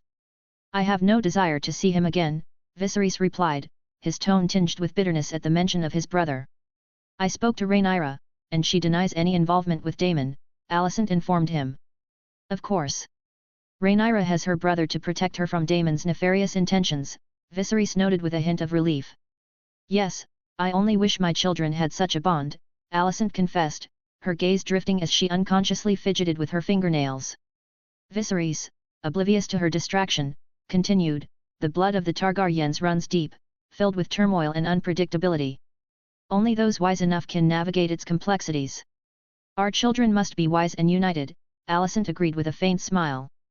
"I am considering betrothing Rhaenyra to Rhaegar," Viserys suddenly declared, turning the conversation to a more pressing matter. Alicent's eyes flickered as she drew the curtains. "A wise decision. Rhaenyra is outspoken by nature and Rhaegar will surely grow into a man she admires." "Do you think Rhaenyra doesn't already like Rhaegar?" Viserys probed, his keen intuition sensing Alicent's underlying thoughts. Alicent hesitated for a moment before answering, "I know Rhaenyra well enough to discern her preferences in men." "Yes, you do know her. She has always had a penchant for defying her father, unyielding in her convictions," Viserys mused, a hint of bitterness in his smile. "We must try to communicate with her. After all, whoever Rhaenyra chooses will be a suitable match," Alicent replied, her voice tinged with hope. "I pray she remembers the weight of her responsibility," Viserys murmured, leading his wife to the table where he poured them both glasses of wine. As they shared a drink in the dying light of the evening, Alicent lay on her bed, her expression unreadable, pondering the implications of her conversation with Rhaenyra. Half a month later, at the Lion's Gate, shipping officials shouted orders, directing sailors to load crates onto the waiting galleon. Viserys stood nearby, arms crossed, his gaze fixed on the ship flying the three-headed red dragon flag on a black background, anchored in the sea. "Your Grace, the supplies are ready for departure," Lionel approached, carrying a final list. "Understood," Viserys replied with a nod. Behind him, Alicent led Aegon and Helaena, each holding a small baby. Meanwhile, Rhaenyra and Rhaegar lingered at a nearby fruit stand, selecting fresh produce with smiles on their faces. Nearly 20 days had passed since Rhaegar's burns had healed, a miraculous recovery that Viserys attributed to the blessings of the seven gods. "Come over here. Our journey is about to begin." Viserys called, and Rhaegar was the first to eagerly respond. Their destination, Dragonstone Island, where two young dragons awaited their presence. The anticipation of having dragons of his own consumed Rhaegar's thoughts day and night, fueling his excitement. Viserys lovingly ruffled his son's hair and remarked with a smile, "The ship is full of fruit, much finer than what the roadside vendors sell. I'm curious to see how the fruits aboard compare to those in the Red Keep." Rhaegar hesitated, then replied, "I have noticed that the fruits within the Red Keep are more expensive. It seems the roadside fruits are of comparable quality but sold at a lower price." Viserys' smile faltered momentarily, taken aback by his son's astute observation. Lionel cut in smoothly, "The fruits within the Red Keep come from different regions, offering a variety not found in the local fruits. Though the tastes may be similar, the difference in price reflects the different clientele they cater to. Rhaegar murmured quietly, his insight surprising Lionel. The prince was indeed exceptionally perceptive, perhaps too much so at times. In the midst of the conversation, Alicent and Rhaenyra arrived hand in hand, their previous coldness thawing with each step. Their relationship had been strained since their argument, but Alicent's invitation to a tea party had begun to mend the rift between them. Any further standoff would have displeased Viserys, the patriarch of the family, so they both took a step forward, easing the tension. Into the night. Sailboats adorned with intricate dragon carvings glided through the waters of Blackwater Bay on the gentle sea breeze. Inside the lavishly decorated cabin, Viserys appeared pale and struggled to keep his composure as he clung to a barrel, overcome by seasickness. Alicent and Rhaegar stood by his side, their expressions filled with concern. It was ironic that Viserys, who had once tamed the largest and most fearsome dragon in Westeros, Balerion the Black Dread, should now succumb to seasickness. But despite his discomfort, Viserys was determined to witness his son's attempt to tame a dragon and mend relations with the Velaryon family. Under other circumstances, he would have chosen the excitement of imperial hunts and justing tournaments over the rocking of the waves. "Father, the Grand Maester sent a special medicine before he left. It may help ease your discomfort," Rhaegar said, holding out a glass vial with concern in his voice. Viserys examined the vial, then nodded, unscrewed the cap and carefully took the pill. He swallowed it with a sip of water, hoping for relief. "I've been taking a lot of pills lately. Let's hope this one does the trick," Viserys remarked, his tone tinged with fatigue. Rhaegar offered another vial from his pocket and suggested, "I also have pills to help you sleep. Would you like to try them?" Having been bedridden for some time, Rhaegar had been in regular contact with Grand Maester Melos. Upon learning of Rhaegar's frequent nightmares, the Maester had concocted a sedative. After confirming its safety, Rhaegar had brought it with him. Chapter 49, Green Eyes. Viserys reluctantly swallowed his sleeping pills at his family's insistent urging, then settled into bed to endure the discomfort. As his breathing gradually calmed, Alicent gave the siblings a warm smile. In a hushed tone, she advised, "It is getting late, my dears. You should both retire to your chambers and rest." "Thank you, Her Majesty the Queen," Rhaenyra replied with a smile before she and Rhaegar left the cabin. Walking down the corridor, the siblings engaged in casual conversation for a few minutes before parting ways and returning to their respective cabins. In the soft glow of the candlelight, Rhaegar stripped and gazed at his reflection in the floor-to-ceiling mirror. The remnants of old skin had faded, leaving a delicate white surface where his burns once marred his skin, faintly revealing the extent of the pre-burn area. "The recovery is remarkable, worthy of blood and fire," Rhaegar muttered to himself as he accessed the system panel. Rhaegar Targaryen. Talent, Dreamer, Gold, Longevity, Green. Bloodline, Old Valyrian Dragon Lord, 14%. Skills, Proficiency in the Old Valyrian language. Relic, Blood and Fire, Fire Resistance plus 50%. Evaluation, the bloodline has undergone further purification, suggesting the discovery of an extraordinary secret. Rhaegar's gaze lingered on the bloodline bar, noticing an increase from the original 12% purity to 14%. This was the change his wound had observed since he had shed his skin. The 2-point increase in bloodline purity could only be attributed to exposure to dragon flame. Before Dreamfire's attack, Rhaegar had encountered only a handful of dragons. In reviewing the ancient tomes of House Bellaris, he found little mention of humans forming bonds with dragons. A dragon is not to be considered a mere tool, but a partner to its rider, the texts said.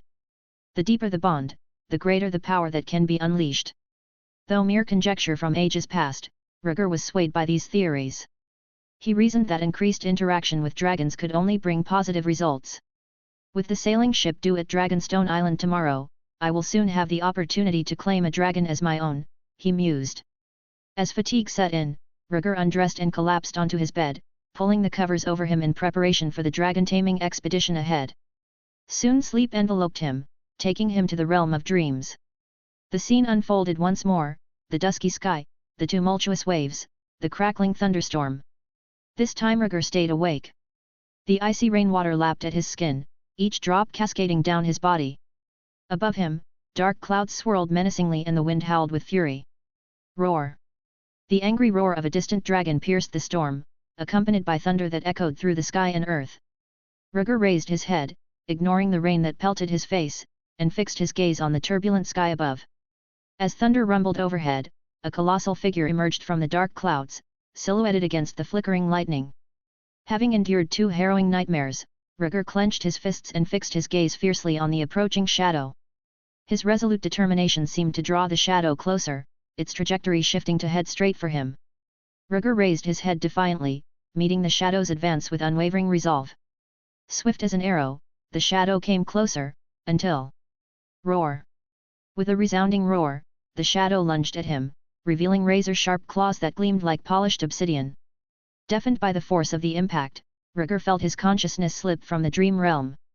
In those fleeting moments, he saw a sight forever etched in his memory. A pair of eyes. Dark green, brimming with malice, cunning, and pride. Deep as the abyss, those eyes locked on Rhaegar with a chilling intensity. Ah! Startled awake, Rhaegar found himself muttering breathlessly, "Eyes, green eyes." The image of that shadow lingered in his mind, a colossal dragon. Pitch black, with emerald green eyes. A shiver ran down Rhaegar's spine as he relived the scene from his dream. Was it fear, or perhaps something else that coursed through him? His chest heaved, he gasped for air, a bead of sweat coating his brow. It took several moments for him to regain his composure, the tremors slowly subsiding. "Hand it over. Now, quickly." Lost in thought, Rhaegar leaned back against the bed, his mind clouded by the distant sounds coming from the hallway outside his cabin. "Who's there?" With a furrowed brow, Rhaegar rose from the bed and began to dress, his curiosity piqued by the commotion outside. Pushing open the hatch, he found the corridor deserted. "Idiot, can't you understand a simple command?"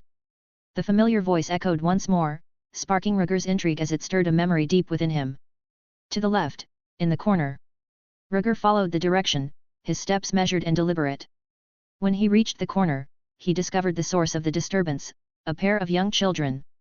The older child, a robust boy about Rhaegar's age, stood beside his younger sister, who huddled in the corner with her hands clasped over her head. They were Aegon and Helaena, his half-siblings, engaged in a sibling quarrel. Aegon's scolding grew louder as he tugged at Helena's silver curls, a classic display of an older sibling bullying his sister. Rhaegar considered intervening, but hesitated, realizing that this was a family matter between Aegon and Helaena. Though not his bloodkin, their bond as siblings was undeniable, and it was not his place to interfere with their dynamic. With a silent step back, Rhaegar chose to observe from a distance, respecting the boundaries of their sibling relationship. As Rhaegar turned to leave, his intention to discuss Aegon's upbringing with Alicent faltered when he heard Aegon's threatening tone.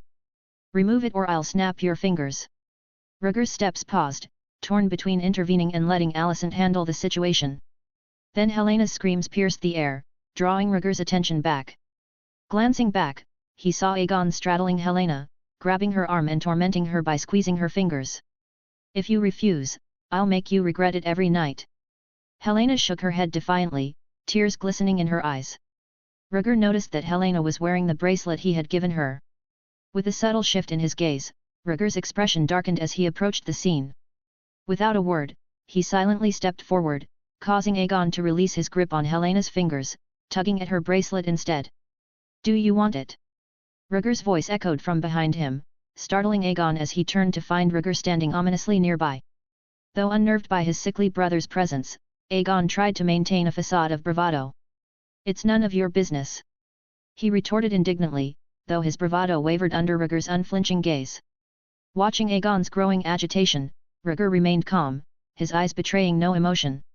As Aegon's eyes darted between Rhaegar's bracelet and Helena's, a realization dawned on him. Frustrated, he exclaimed, "How come you two have matching bracelets and I'm left with nothing?" At the sound of his outburst, Helaena lifted her tear-streaked face, noticing Rhaegar's presence for the first time. Chapter 50, Aegon's Wailing. "Brother!" Helena's face lit up when she saw Rhaegar, her voice tinged with misery as she called out. Rhaegar glanced at her, his tone neither happy nor angry as he asked, "Being bullied again?" "Aegon wants my bracelet." Tears streamed down Helena's cheeks as she recounted her ordeal, her young voice trembling with anguish. "I see." Rhaegar nodded, rolling up his sleeve to reveal his own bracelet. Undeterred, Aegon slapped Helaena on the head and admonished, "I'm your brother, not him. Stop calling him brother." Helaena flinched at the blow, but her gaze remained defiant as she bit her lip, refusing to cower before Aegon. Undeterred, Aegon continued, "Stop staring at me. I'll teach you a lesson later." Turning to Rhaegar, he reached for his bracelet and suggested, "Give me your bracelet.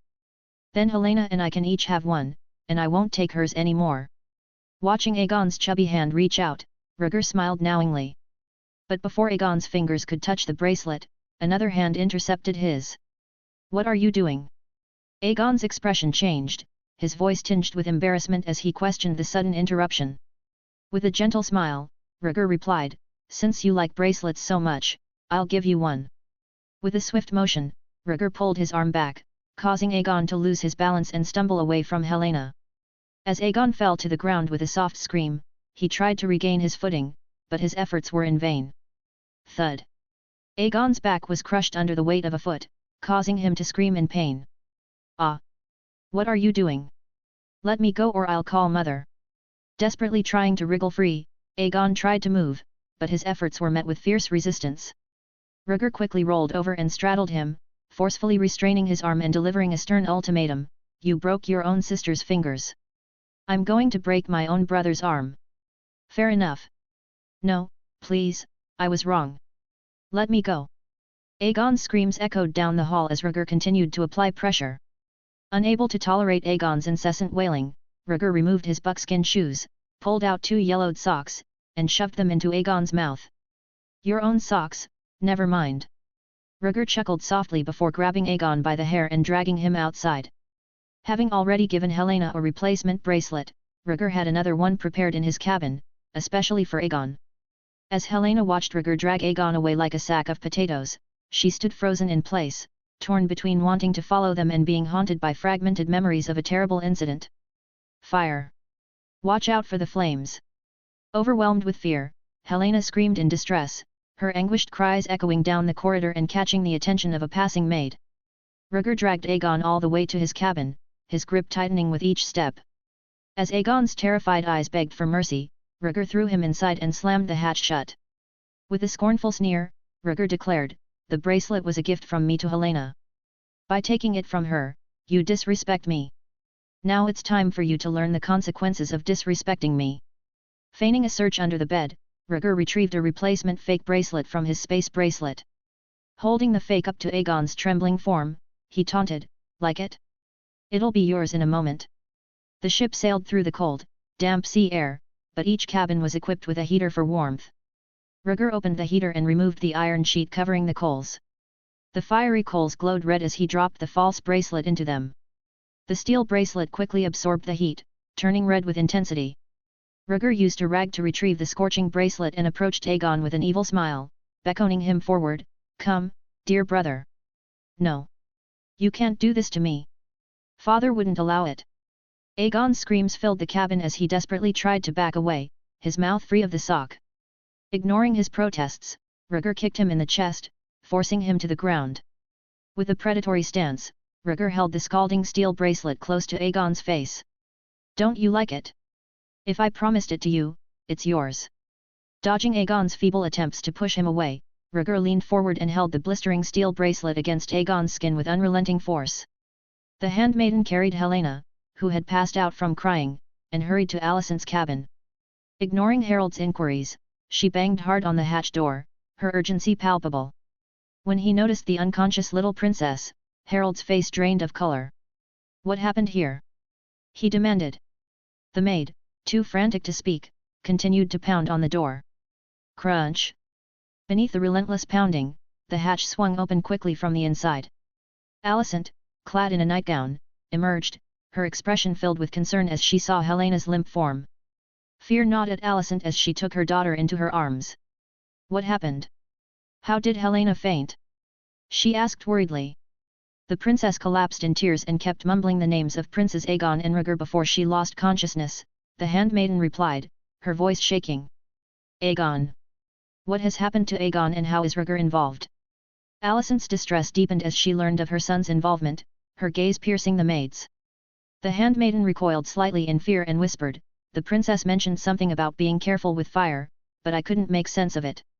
Alarmed at her daughter's condition, Alicent's eyes widened, her unease reaching a fever pitch. "Watch over Helaena," she told the maid firmly, then turned to Harold. Sire, something must have happened to Aegon and Rhaegar. I'll look for Aegon, you go to Rhaegar's quarters. With that, she dashed off, her footsteps echoing in her frantic rush. Only 2 steps into her dash, Alicent stopped abruptly in her tracks. Remembering the mishap at Rhaegar's last birthday party, when Aegon had been shoved into the cake, Alicent's eyes widened with concern. I'll go to Rhaegar's quarters, you look for Aegon, she ordered firmly, her voice tinged with urgency. Sensing an imminent threat to her son, Alicent hurried to where she suspected Rhaegar might be. Navigating through the ship's vast hold, Alicent traversed deep corridors until she reached a cluster of royal cabins set close together. As she approached another corridor, she was suddenly assaulted by Aegon's agonized cries echoing through the passageway. By the sevens, Alicent murmured fervently, invoking a prayer for her child's safety as she quickened her pace toward Rhaegar's cabin. Arriving at the hatch, Alicent kicked it open with fierce determination, ignoring the pain shooting through her feet. Inside, she was met with a harrowing sight: Aegon, cornered and begging for mercy, while Rhaegar stood over him, brandishing a scorching steel bracelet. Fury coursed through Alicent's veins as she bellowed, "Stop! Release him now!" Turning to face Alicent's wrathful advance, Rhaegar's demeanor changed and she forcibly pushed past him, allowing Alicent to cradle the sobbing Aegon in her arms. With a clatter, the steel bracelet fell to the floor, leaving scorched marks on the wooden surface. Alicent's shock and indignation surged at the sight before her. Confronting Rhaegar with fury, she lashed out, "You madman! Aegon is your brother, yet you would subject him to torture with a burning bracelet." Rising to his feet, Rhaegar brushed off his wounded pride and retorted icily, "I am not Aegon. He may torment his sister, but I refuse to persecute my own brother that way." He pulled the steel bracelet from the ground, seemingly unaffected by the searing heat, and cast a scornful look at the stunned Aegon. Only a coward would prey on defenseless girls while lacking the courage to face a true challenge, he taunted, his voice dripping with contempt. Word count, 1305. Thanks for listening.